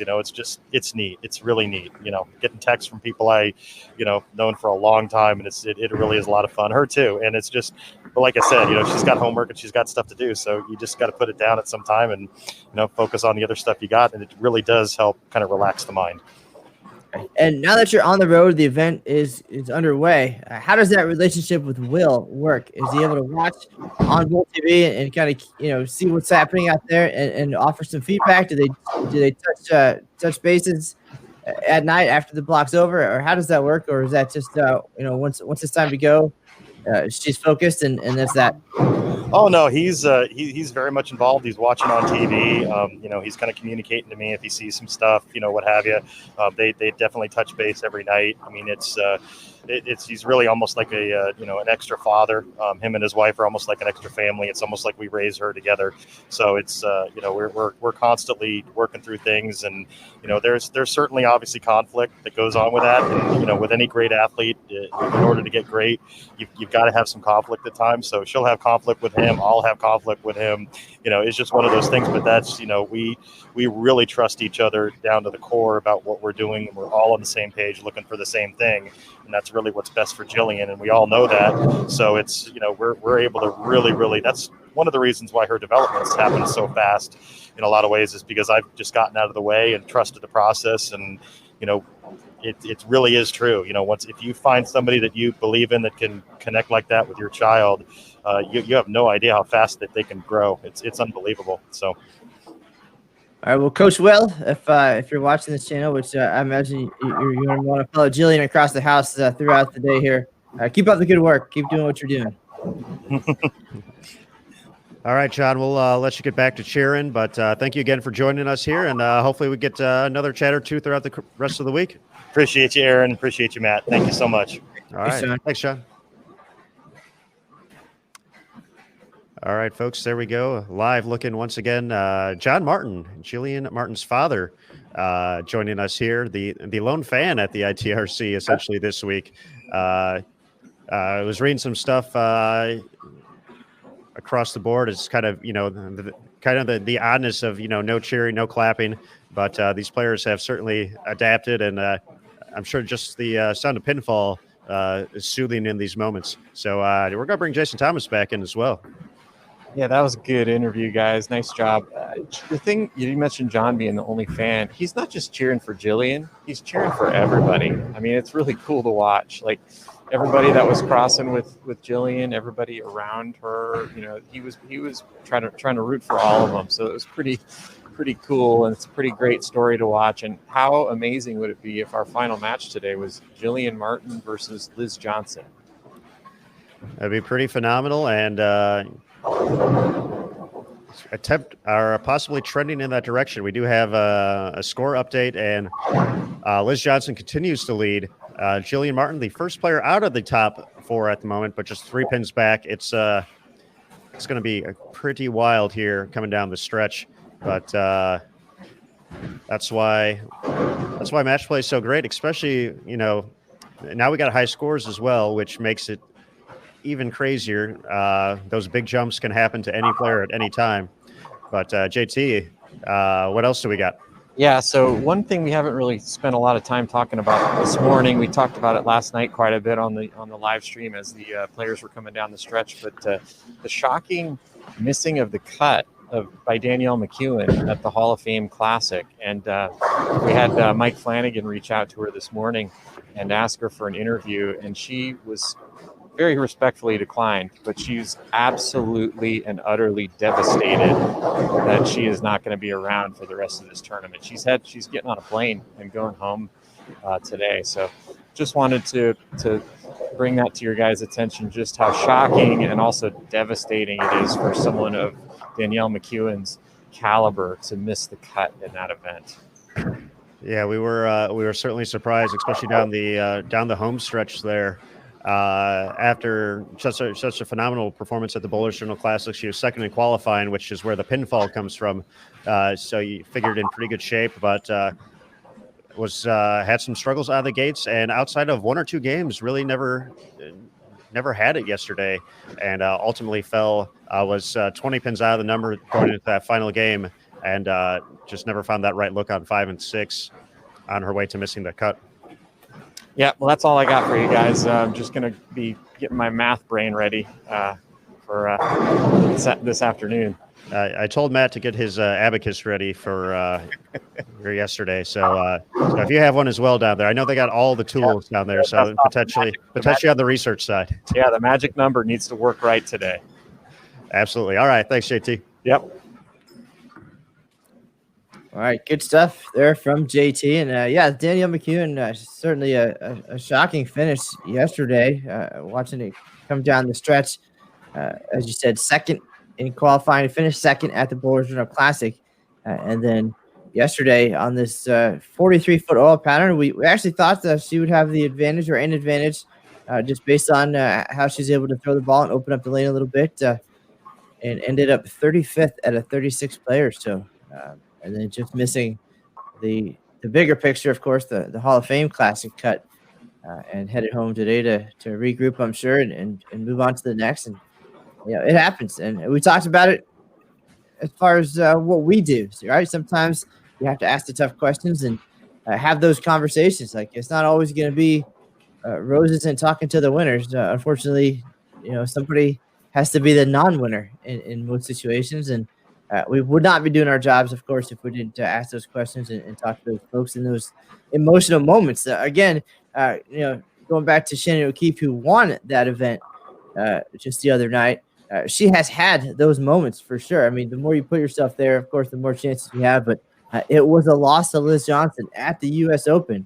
If anybody who remember the head in the hands photo as slipped away, of course, the events leading up to that, few and far between for the ladies. They had the Queens and U.S. Women's Open for many years when there wasn't a PWBA tour. So to get in that position, to win a first major, and just to let it slip away because of a mistake and because of just losing focus for a minute, Shannon used that photo and took it with her to remember that moment.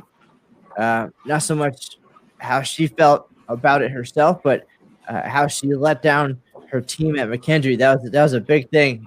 Following that was that she did not want to let them down again. She used that as motivation, and we had to have that conversation that day. Shannon, what happened? Tell us your feelings, and then we all were able to move on. We told the story. She learned from it, and now she's got 6 titles in the last 15 PWBA events. Absolutely. Yeah, that's a great insight. Of course, I think we all remember the photo on the phone when she won, I believe, in 2016 after a victory, showing it off, finally switching that background photo. But no, I agree. We have those tough moments. Even, looking at, her 2019 season, she did lose in a title match. She lost the Players' Championship. And, for as much as we had talked during the course of the year about all the success, all the accolades, these athletes out here are fierce competitors. And, Shannon wasn't happy about missing a single pin in that game. And, Sherry Tanbold, phenomenal. And it, that might not made the difference, but, Shannon was upset at her performance. And, it's tough to take those moments, but that's the thing we've gotten to know on the tour as well, is that for many of these competitors, you just got to give them the opportunity to, take it in, have your 15, 30 minutes to experience the moment, kind of reset, get back into it. But all the players have always been so great with us in those moments. And we appreciate that. That's the, you look across the spectrum at other sports, and those are the types of questions that get asked. When someone loses the Super Bowl, someone loses the NBA Finals, they have to sit there and answer those questions. It's similar here, but all the players are pretty fantastic about it in allowing that accessibility. We certainly understand this situation, and we're sure when we talk to Danielle again, this is going to serve as motivation, no doubt, for her for the rest of the tour season.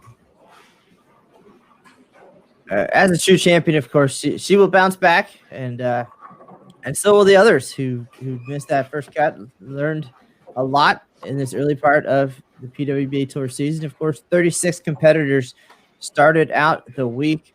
Only 12 making match play in each of the first 2 events, and then 24 of the 36 advancing to match play for the Hall of Fame Classic. So 12 players, they're done. Their weeks are done as far as that the bigger picture event is concerned. But time to go home and figure out what happened, what worked, what didn't, and regroup a little bit before April.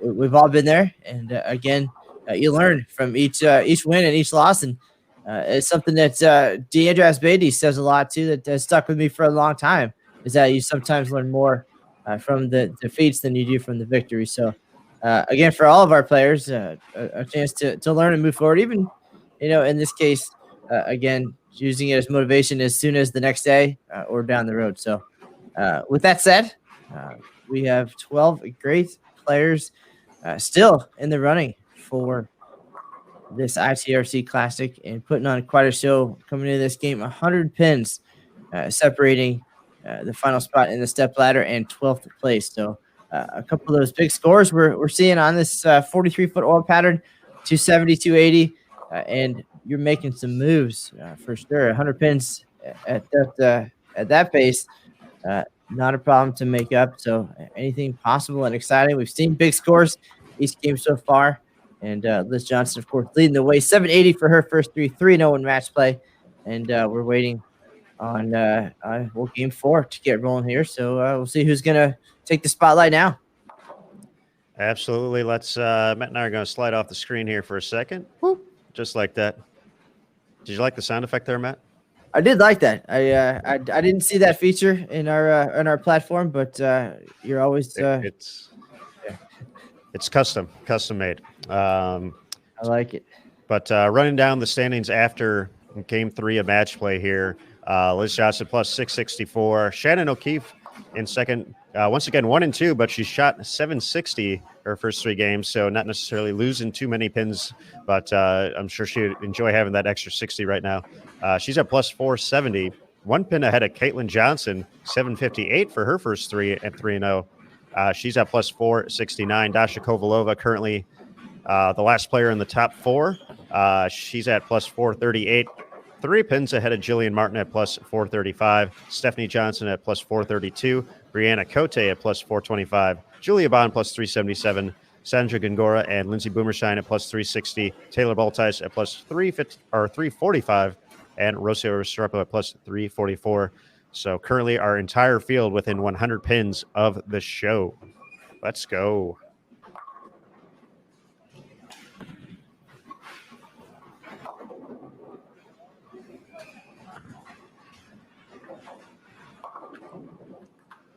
So Aaron Smith, quick shout out to our friend Jacob Butcheff. He is looks like on an airplane headed to Florida for the regional finals of the PBA Players Championship. He's watching Bowl TV on the airplane and giving his own shout out to some of his favorite players. But thanks, Jacob, for your support. Good luck this week in Florida, and we'll definitely see you soon. Absolutely. Great stuff there. A lot of great folks checking in on the Bowl TV chat as well. We appreciate all the highs, the well wishes. Matt and I are doing great. We're having a great time here at the Kickoff Classic Series, and we hope you are as well. Here on lanes 5 through 8 at the moment, Stephanie Johnson taking on Julia Bond. That match extremely close at the moment. Brianna Cote versus Rocio on 7 and 8. Another excellent match going on there. Brianna with a 10-pin lead at the moment, but Rocio can essentially tie things up here with a strike. They would both have the same max score at that point. Over on 9 and 10, we have Jillian Martin against Lindsay Boomershine.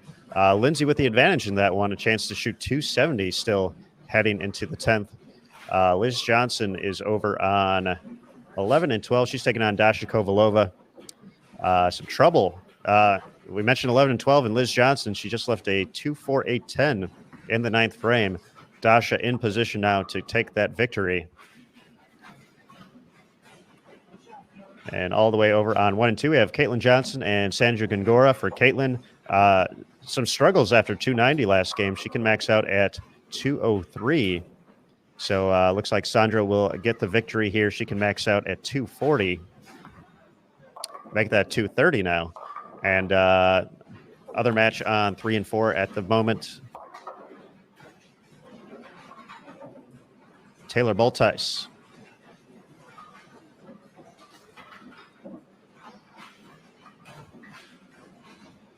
is taking on Shannon O'Keefe. Once again, that's a close matchup as well over on channel 1 through 4.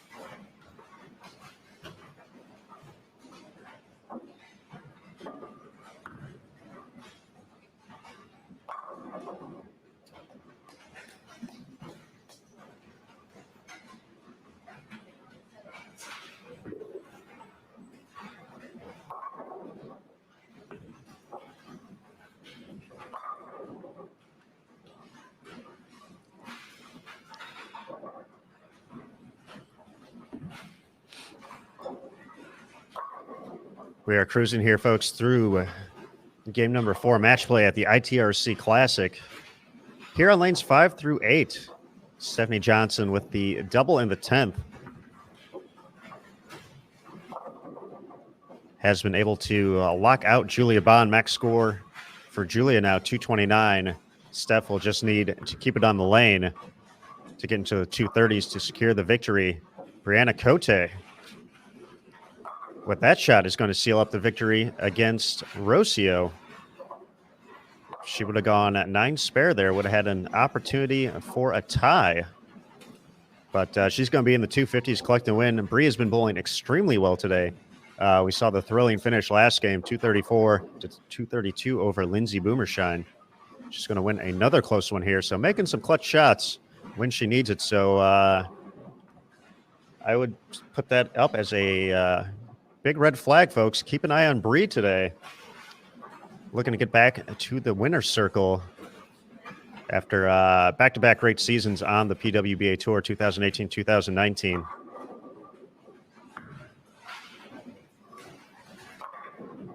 She's going to finish with 258 for the victory. Steph wins with 238. Lindsay Boomershine, a 259, 236 victory over Jillian Martin. Mentioned Liz Johnson and her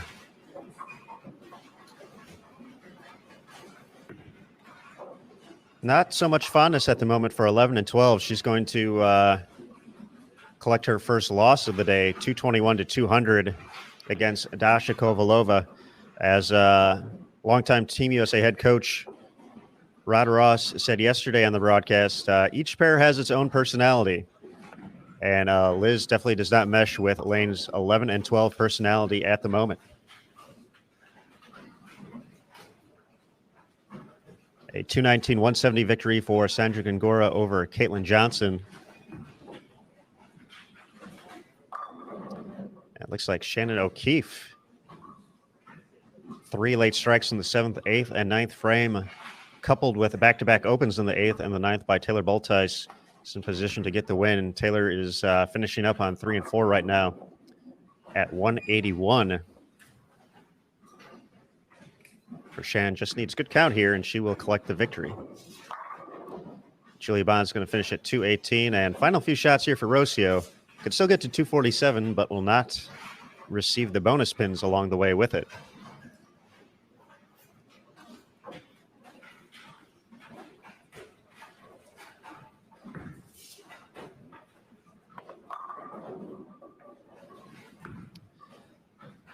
As we prepare for Game 5, folks, we're going to put up a poll in the Bowl TV video screen in just a moment. We're going to let you pick who we watch next game. So we're going to put up 6 great competitors.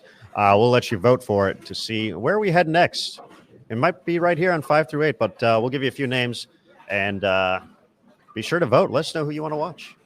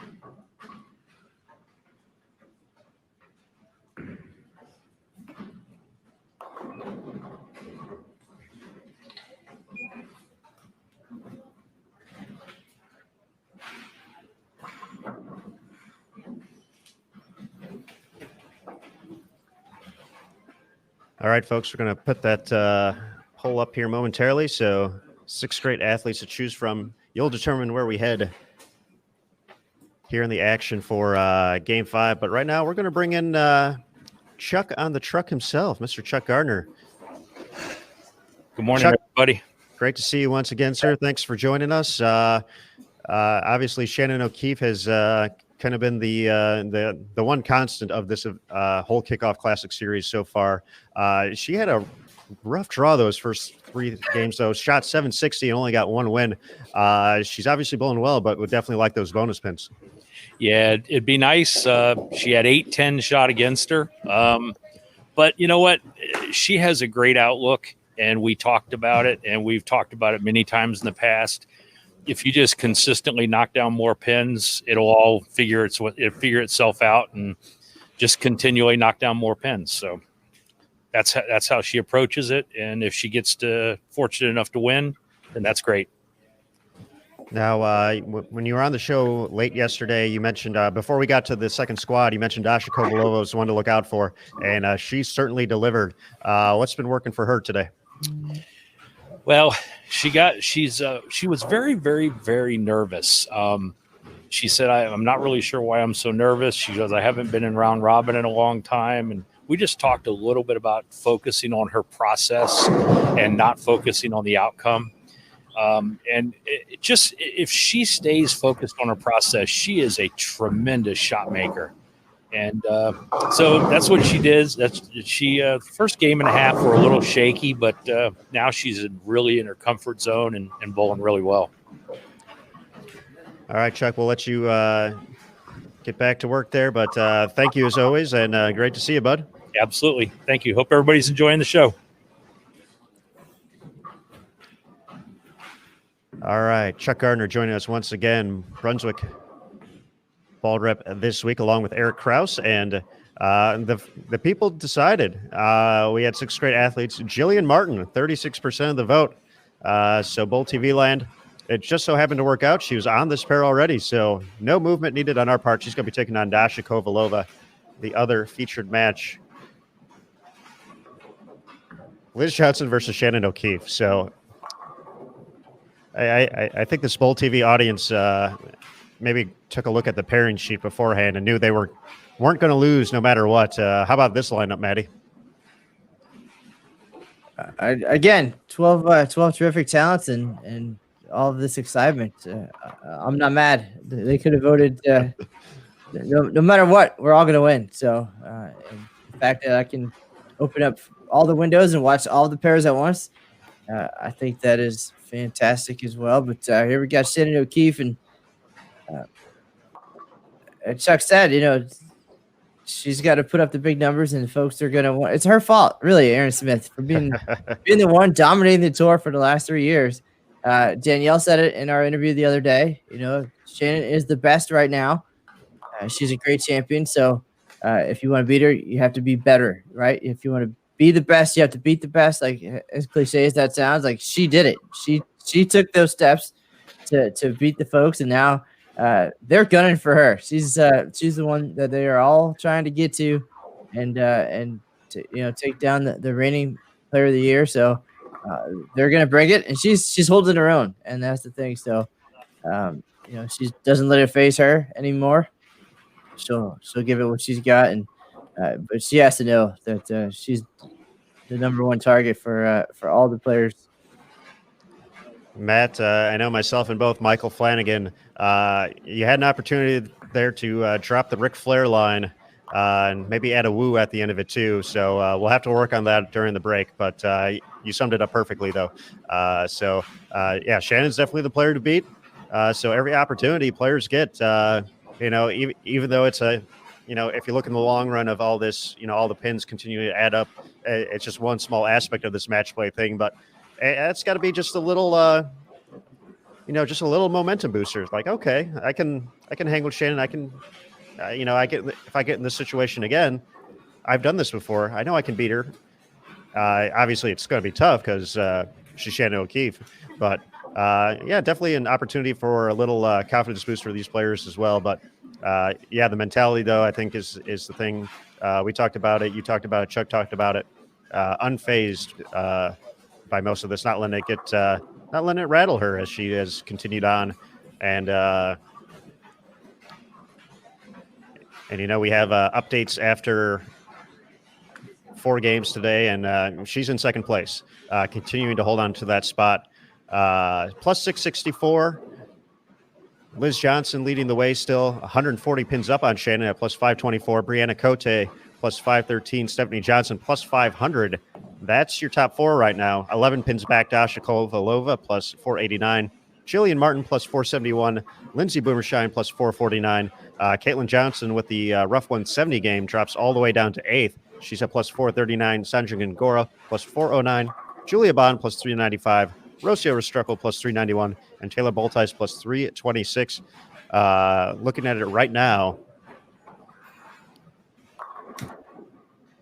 spots 5 through 9, less than 100 pins back. 10th, 105 back. 11th, 109 back. And Taylor in 12th right now, 174 back. But it's going to be close. It's going to be exciting right here on Bull TV, folks. And remember, we got 2 games left to go this block, but we will be back. Second round of match play, position round, all that good stuff. 5 p.m. Eastern right here on BullTV.com. Free to watch. You already have the Bull TV login because you're watching right now. So excellent job. You got that taken care of. If you want to watch tonight for the stepladder finals with special guests, Hall of Famer Carolyn Doran Ballard and Tony Franklin, you will have to set up your subscription. So be sure to do that. Click Join Bull TV to set that up. It's fast, it's easy. A few different options for you to choose from. If you want to watch the PWBA Tour season all year long, 20 events, the regional schedule as well, at 13 on top of that, $79.95, but that's not just PWBA, that's everything USBC Bull TV has to offer. Qualifying match play from the Masters and US Open, collegiate, youth, senior events, TNBA, and more. So be sure to check that out. Join Bull TV. But this sales pitch has concluded. Thank you all for listening. Matt and I are going to slide off the screen once again. Woo! Just like that. And we'll be back to wrap up Game 5 in just a moment. All right. Good stuff there from Mr. Smith. And we're settled in. About a game and a half left of this first round of match play at the ITRC Classic. We talked about Shannon O'Keefe and her top-notch day so far, and going up against some tough opponents. And now Shannon, she's going to find herself today in the similar situation where she's got to track down Liz Johnson, arguably the greatest female bowler of our generation.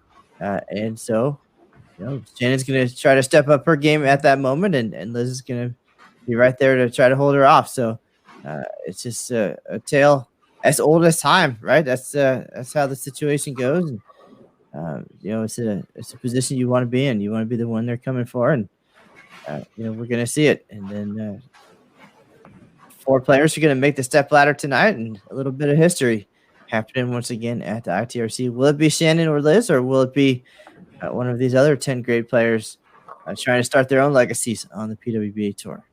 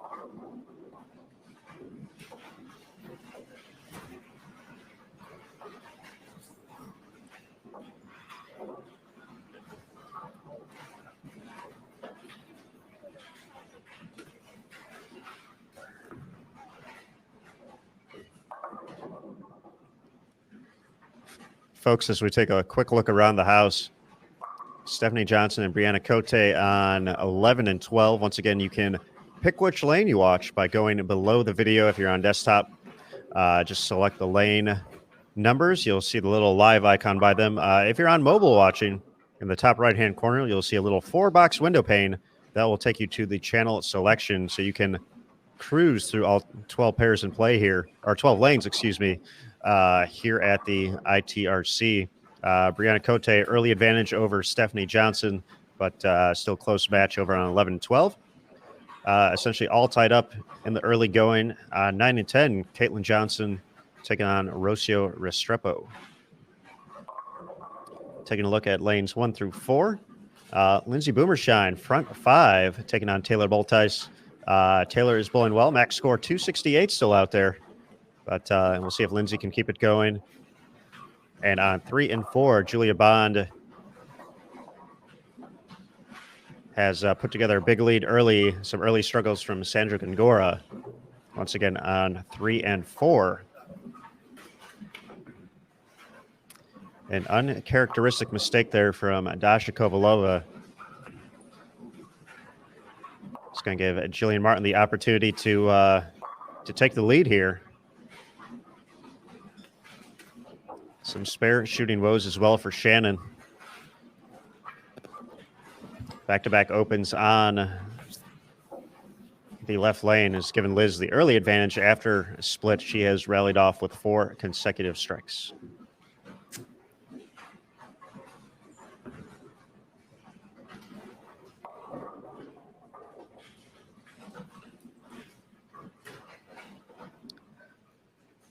For standings and more information about the ITRC Classic, if you go above the chat, we have a few different tabs available: the schedule, the Join Bowl TV button, but also the tournament information page. So if you click on that graphic, that will take you to all the good stuff here on the ITRC Classic, as Lindsay Boomershine does make it 7 in a row on lanes 1 and 2. We might go back there in a couple of frames if she continues striking just that way.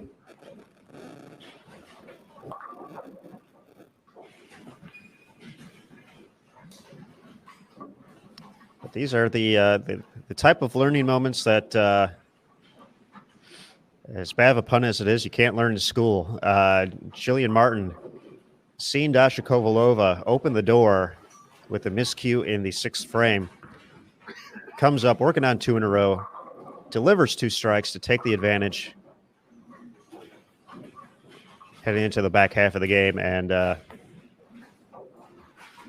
it's going to get tiring to hear by the end of the week, as Liz crumbles out the bucket there, 8-pin last to fall, of just what this young player is doing on the lanes against the top PWBA players in the world. It's fun, it's exciting, and it's there's a certain buzz going on. I mean, we hope everyone else is kind of feeling that as well, but I'm trying to think of, times like this, especially on the women's side. Over the past few years, we've had players find success at tournaments here and there. Caitlin Johnson, who's in our field, was in the cut for a show at the U.S. Women's Open heading into the final round, is one I can think of. But to think of players at 16 years old kind of making this impact. On bowlersjournal.com, the latest edition of their podcast, John Mark Manzione chatted with Judy Sutar, who made her way onto the PWBA tour at 16 years old. She eventually went on to win, I believe, 7 titles on her way to both PWBA and USBC Hall of Fame status. But it's just been fun to watch. The confidence is through the roof. Her father has talked to us a couple of times here between the PWBA podcast and on the broadcast here for the Kickoff Classic. And it does not seem like the moment's too big for her, which is, I think, the first thing that a lot of us would think in that moment, competing so young, is that certain times would just would overwhelm us. And she is not showing that whatsoever.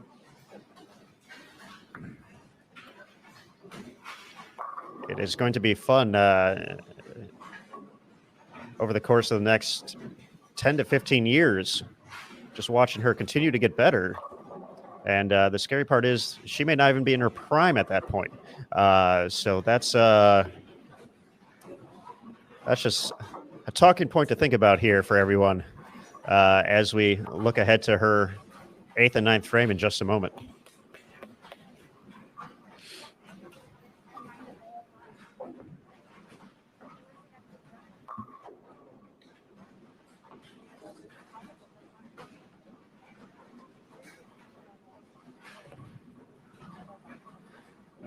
Prior to heading back to this match, though, we do have the front 9 from Lindsay Boomershine. So it looks like Taylor Boltice will actually finish the match first. So we will spring over there to lanes 1 through 4. Folks, if you want to head over there before us, please feel free to do so. But once Lindsay gets up for her 10th frame, we'll make the transition.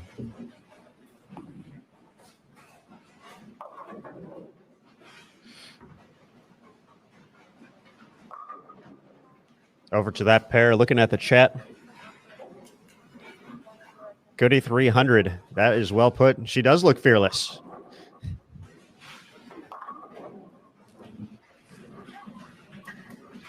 And now she's looking at 5 in a row, entering frame number 9. A chance to shoot 265 against the breakout star of the 2019 season, Dasha Kovalova.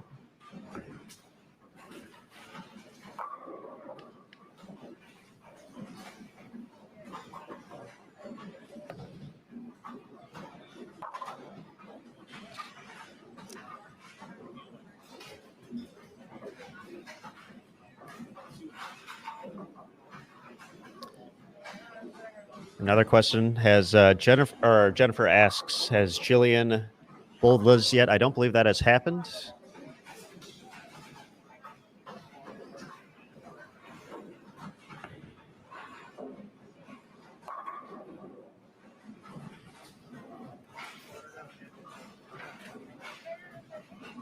That will actually be the first game of Block 2 later today at 5 p.m. Eastern, so we'll get that opportunity right out of the gates.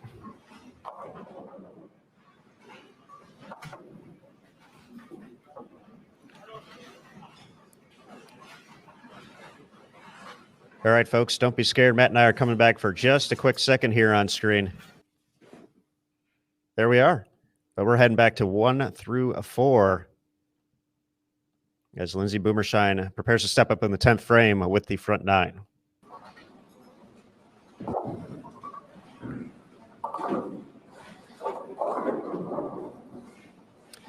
These moments are so exciting. Matt and I are going to hop back in here as well. 299 high game so far. Just throwing that out there during the Kickoff Classic Series. See here, I thought you'd want a random number. Just a random number. 3 digits, that's all. That's it. Maybe try something different this time, but you're going to be right there staring right at it. That's okay. We saw what happened last time on this pair. You didn't say the words, but somebody's going to do it. Eventually, you'll be off the hook. We're going to have a chance. Tell me there's a chance, Maddie. Tell me. Lindsay Boomershine, 10 for 10 here. Game 5 of 6. Match play round 1, ITRC Classic in Arlington, Texas. You're watching it live on BullTV.com. Lindsay's been so good this tournament. And there is just another great shot. And, just taking a quick glance at the standings. Just 51 pins back at the moment, plus 449. She's 2-2 so far. Shot 259 last game, though. Looking to make it 11 for 11.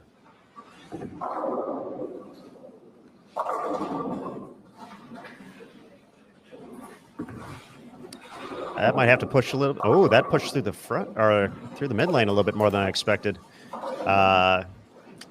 Unfortunately, half 10, 289 with the spare and the victory. So potentially going to move right into the top 4 there. Unfortunately, though, all that excitement And I am still 0 for a million here in 2021. Matt, what are we going to do here? This is Next all or time, nothing. no, next time the pins won't have to look at our faces while this is happening. We'll give it the whole spotlight, and we'll see if we can't change our luck a little bit. All right, well, we'll take ourselves away after our performance there, unable to get the job done for Lindsey Boomershine. 289-214 victory, though, over Taylor Boltice.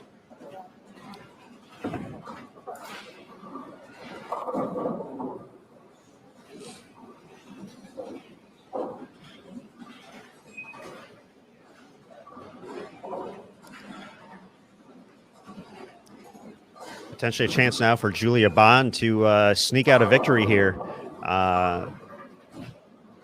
Sandra was in position to shut her out, stepping up in the 10th frame, but the 2-4-10.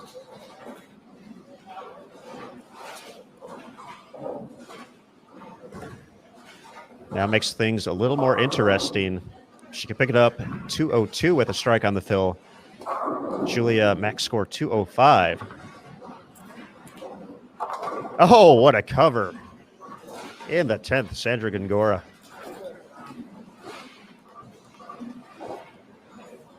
Good count here. Now will force Julia Bond to double for the victory. Taking a look at our other pairs. Liz Johnson collecting the victory over Shannon O'Keefe, 182 for Shannon. Liz can max out at 219. She had back-to-back opens in the 8th and the 9th frame. Jillian Martin with the victory. Just a matter of final score over Dasha Kovalova. Dasha with a spare attempt left can max out at 205, which she converted. Another close matchup on 9 and 10. Caitlin Johnson against Rocio Restrepo. 226 max score for Caitlin Johnson with a fill ball left to go. Rocio can get to 235 with all three in the 10th. And Stephanie Johnson, a fill ball away from sneaking out a victory against Brianna Cote. Brianna shot 245. Double in the 10th for Steph. She needs 8 on the fill to collect the victory. And Julia unable to do so. Here needed the double, 245. So Sandra with the big 2-4-10 conversion is going to collect the win with 200 on the nose.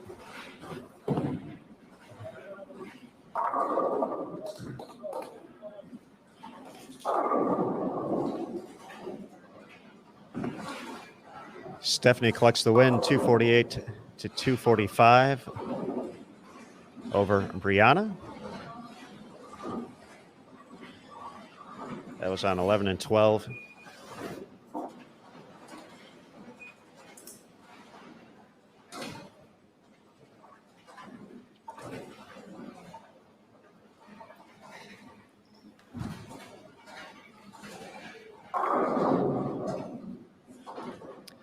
Let's head over really quick to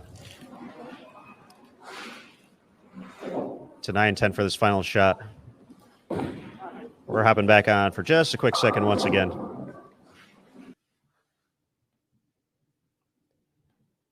See this final shot from Rocio to lock up the victory.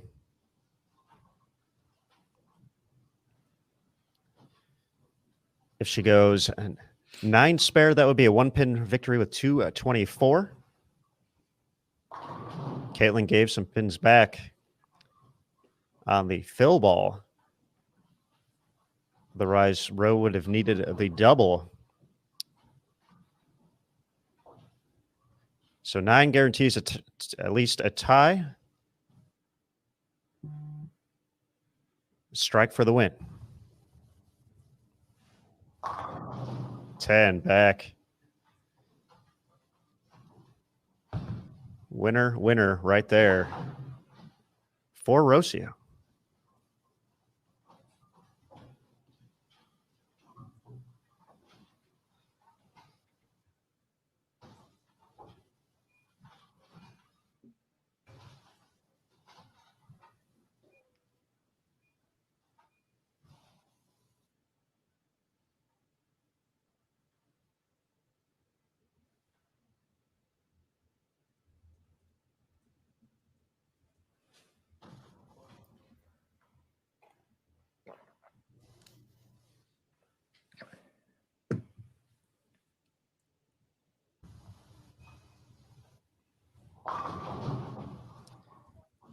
Final score 235 to 223. Rocio ahead of Caitlin Johnson.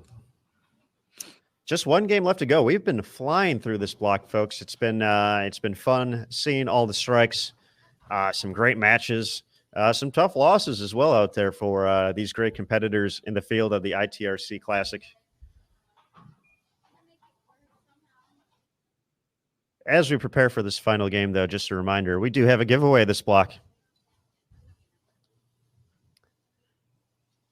We have one more Fitbit Versa 2 to give away. And we will be doing that very shortly here.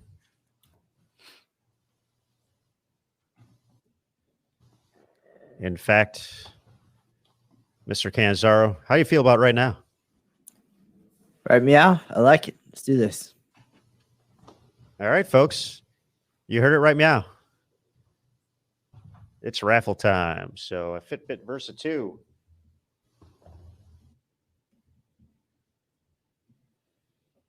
Is available to you just by clicking the submit entry button. Once it appears in the bottom left-hand corner of the screen,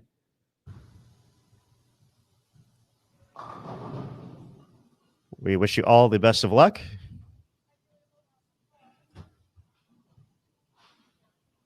In this round's giveaway. We will have more coming up later today. And of course, highlighted during our stepladder final, we will be giving away not one and not two, but 3 brand spanking new bowling balls. One from Rotogrip, one from Brunswick, and one from Storm, as well as a PlayStation VR. All taking place here at the PWBA ITRC Classic.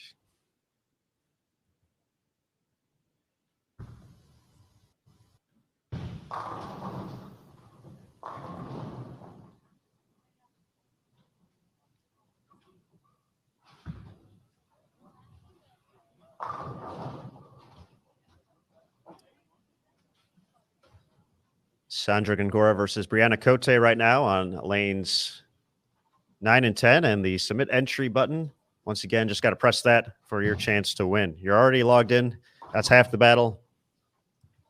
No questions, no additional work. Just press that button.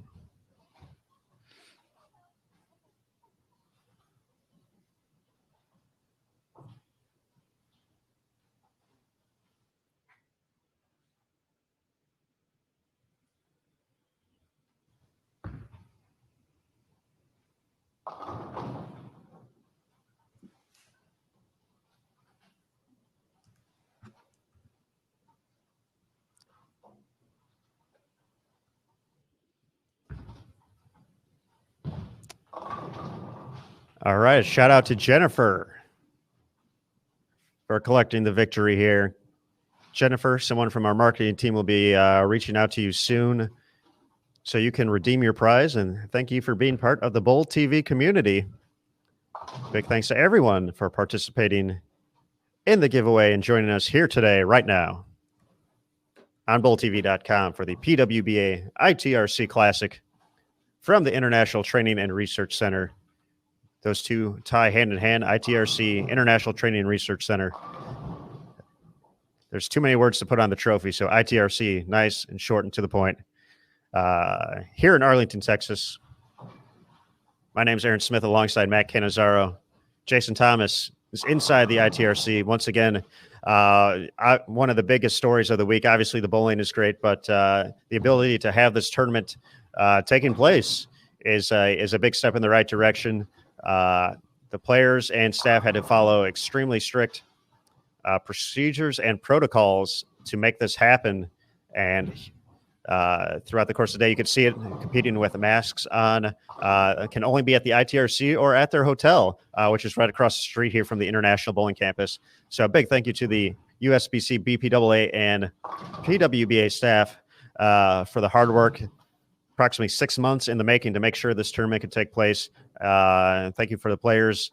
All negative tests throughout the course of the event. So it's been an excellent job for all those involved. So a big tip of the cap to them as well.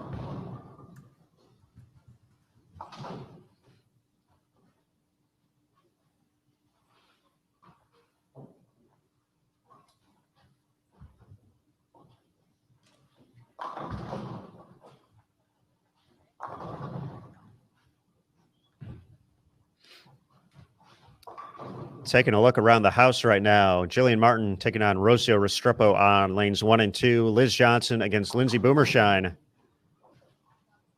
who had the big game, front 10. Last game started off with the front 2. That's over on 3 and 4. Over on 5 and 6, Taylor Boltice taking on Dasha Kovalova. 7 and 8, Stephanie Johnson versus Caitlin Johnson. And on 11 and 12, Shannon O'Keefe taking on Julia Bond.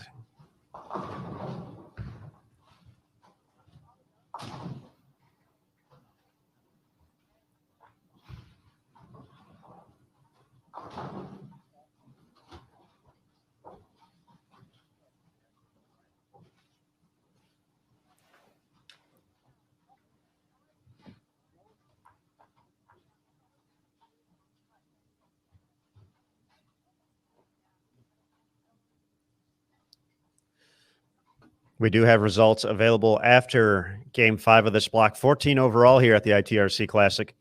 Liz Johnson continues to lead the way at plus 713. She is 4-1 in match play. That is the best record overall. I know we had Erin McCarthy go 6-0 during the first round at the Bowlers Journal Classic to kick off the 2021 season in that opening round. But Liz 4-1, plus 713.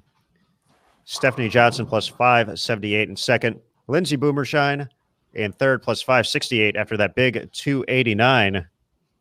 And Brianna Cote, despite the loss in her previous game, shooting 245, she is in fourth place, plus 558. Jillian Martin, first player out at plus 534. Shannon O'Keefe, tough 182, drops her all the way down to sixth place at plus 506. Dasha Kovalova, plus 494. Caitlin Johnson, plus 462. Rocio Restrepo, plus 456. Cedric Gongora, plus 439. Julia Bond, plus 385. And Taylor Boltice, plus 340. So taking a look, 20 pins separating second from fourth right now. And once again, going all the way down to ninth place within 102 pins of the show.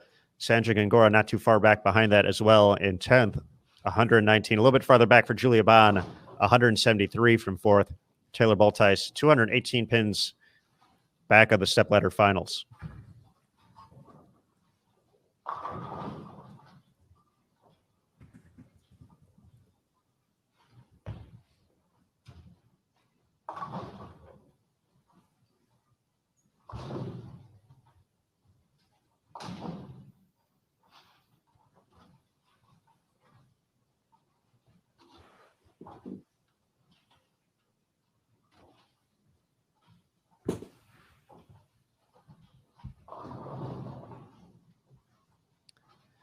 Now, we mentioned some of the high scores so far this block, and although some early struggles here for Brianna, trying to clean up the spare, she has had one of the best performances overall throughout the course of match play round one. Even though she has a record of 2-3, she's lost with 226, 254, and 245 to go along with wins of 234 and 258. So, once again, losing with 254, incredibly rough. Just by 3 pins last game to Stephanie Johnson with that 245. But for her, 5 games so far, she has gone 217 over. The only player ahead of that pace right now, Lindsay Boomershine, who, as we mentioned, moved into third with that 289. Lindsay, 3-2 on the day so far. 216 a loss, 249 a win, 232 a loss, and then her last 2, both victories, 259 and 289.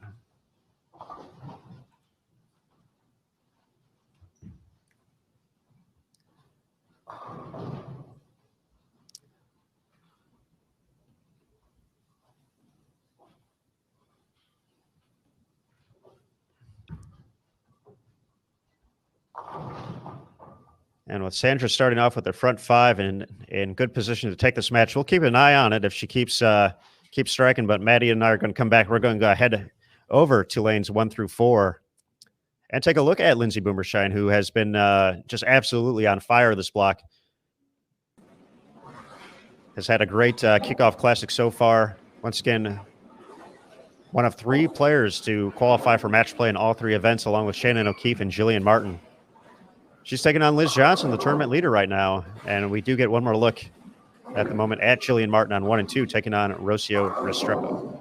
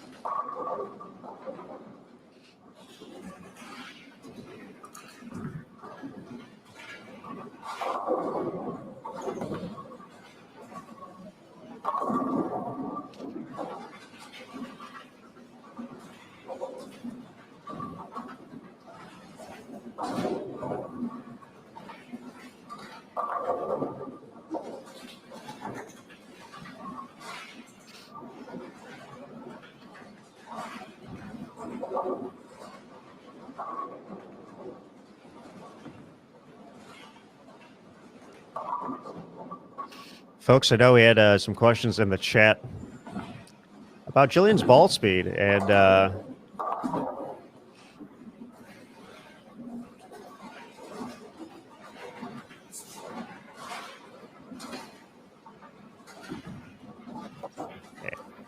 based off some of the information I can gather here through additional technology, I know some folks had said 17. It looks like it's actually a little bit higher than that.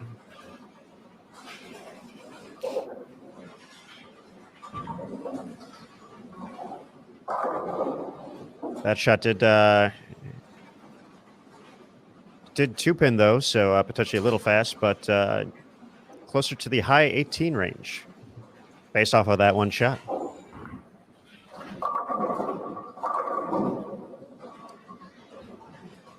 Tough break there for Rocio. Something we've seen a little bit too much this week for our competitors. That's actually what stopped Liz Johnson's run of strikes to kick off game number 1 on that very lane. Legend Liz had the front 9 before the 710 stood in her way and continued the curse of Matt and Aaron. But mostly Aaron. I'll take most credit for it. Don't bring me into this. I've been watching Liz shoot 300 for decades, guys. So.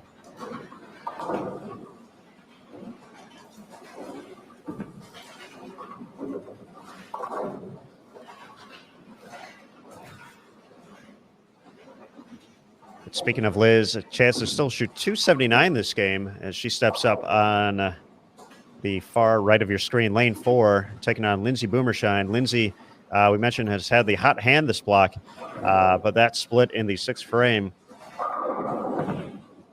potentially could be the difference in this match. But one of the few poor shots we've seen from Liz throughout the course of this event. 3-6-10 left standing for her.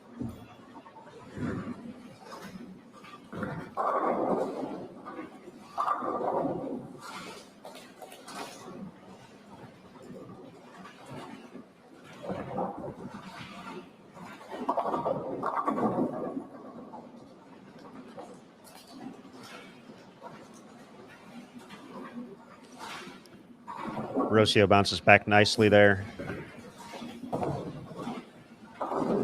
With the strike, no problem for Liz on the spare. Dasha Kovalova off to a strong start. Spare a four-bagger against Taylor Boltice. Stephanie Johnson with the early advantage against Caitlin Johnson. They're hitting the halfway points. To take the lead. And Jillian is unable to get the hit there on the 7. Technically does have the lead if you look at it in the 6th frame, but Rocio working on the strike. Can recapture it next time up. Going back to 9 and 10 where we started off this match, Sandra Gongora still with the advantage with the 9th and 10th frames left to go.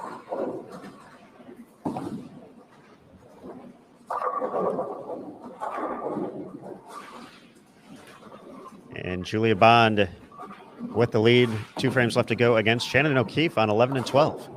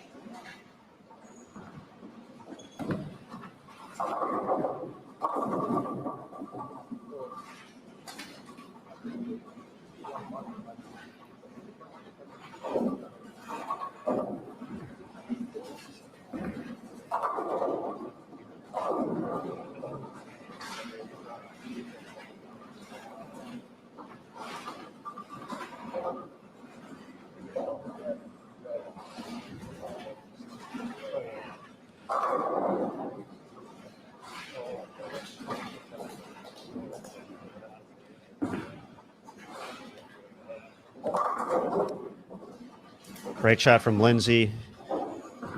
Still right in the thick of this match here. Liz does hold a 12-pin advantage. It could step up and shut out here in the 9th and 10th frames.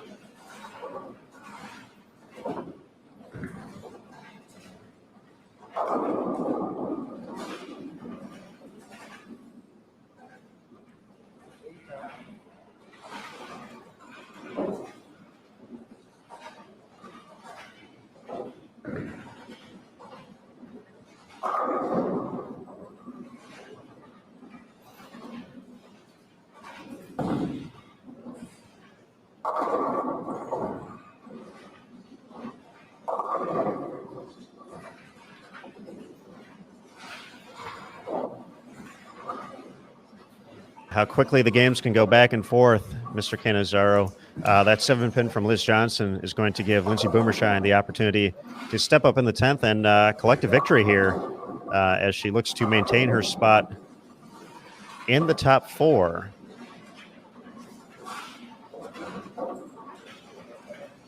Liz's max score now down to 236, 244 still out there for Lindsay.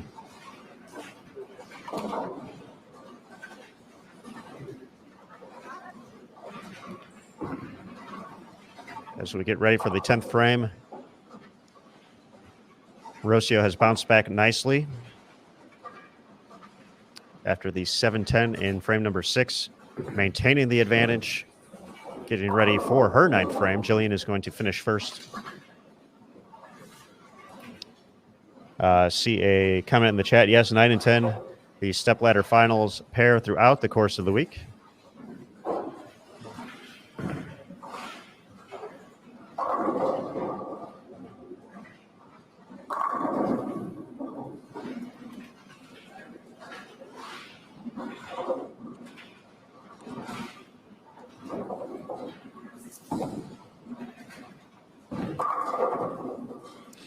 An excellent opening shot there for 24-time PWBA Tour titleist Liz Johnson.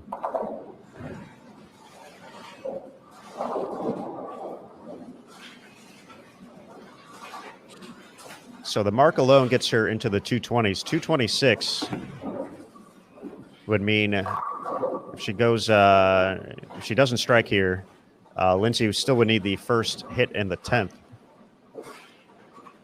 due to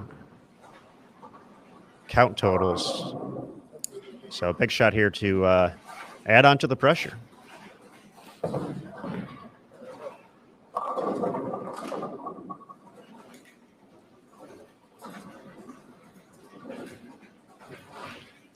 Comes up light with the spare now, 226. As long as she gets one of these, she still has to force Lindsay to get the first one in the 10th.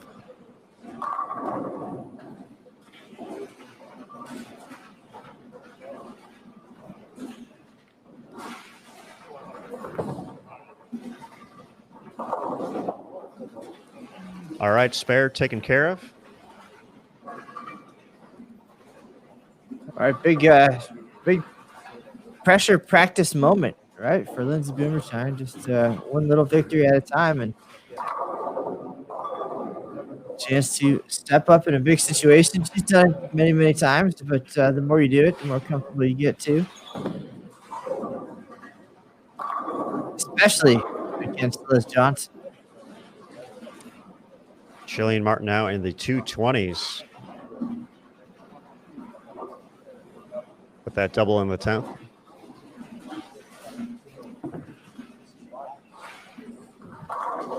How about that, Maddie? What a shot. Very calm and collected on that shot.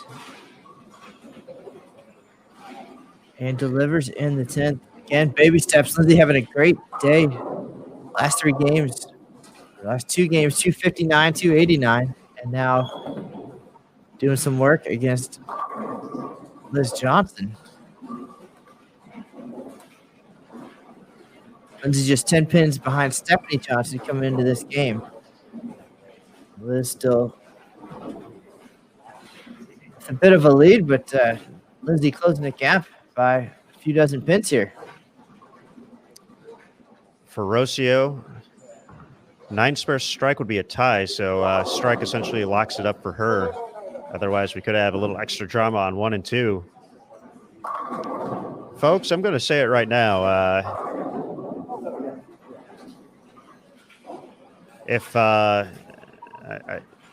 I think 2021 is going to be Lindsay Boomershine's year. We talked to her on the PWBA podcast. The outlook looked different. She seemed extremely confident heading into this season. The physical tools have always been there, but I'm just liking everything I've seen from her this week, and that is a very fortunate 2-pin for Rocio for an opportunity to half that match, but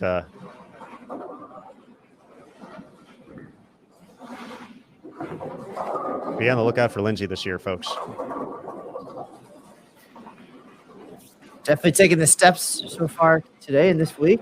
So, Aaron, I do not disagree with you. She's been in the mix for a while, and now in a place to make all that happen. Will be comfortably inside the top 4 with just 6 games to go in match play this afternoon.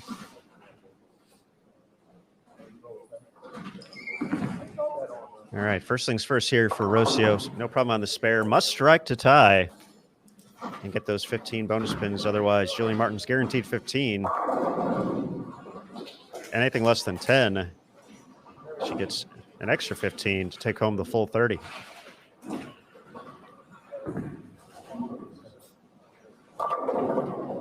Dasha Kovalova in position to take the win over Taylor Boltice.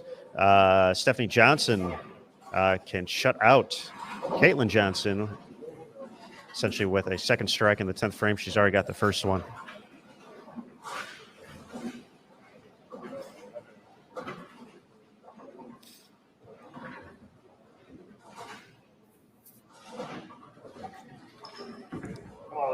for the tie from way downtown. Look at Rowe go there, making the big shots. And that, folks, is how you earn 15 points. Couple of pretty good 10 frames there, Mr. Smith from the best in the world. I expect nothing less, of course. And quite a way to end our 6-game match play block this morning. A little bit of excitement there and some moving and shaking. So shaping up to be a very solid and exciting afternoon. Let's go over to 7 and 8 for the end of the Stephanie Johnson, Caitlin Johnson match. Caitlin's going to have an opportunity to win this one in the 10th. But Stephanie has bowled incredibly well today. 218 the finish. Max score for Caitlin Johnson, 221. So she will need the double in order to advance. All other pairs have wrapped up competition. So we'll get to see if the young rookie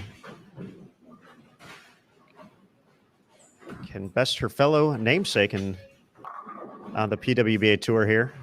3 Johnsons in the match play round here. Liz, Stephanie, and Caitlin. No relation.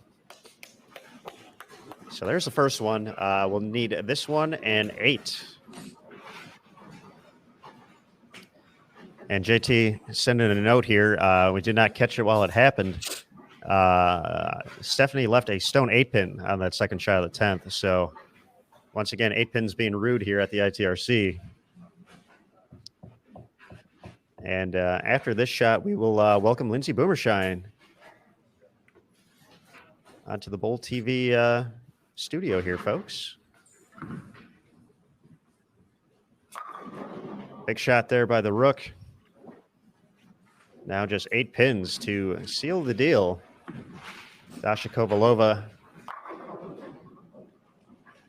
is going to finish her day with a victory.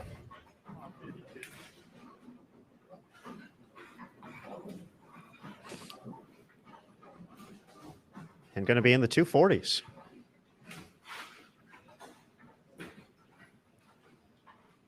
Again, we'll wait for this last shot from Caitlin before we bring Lindsay onto the show.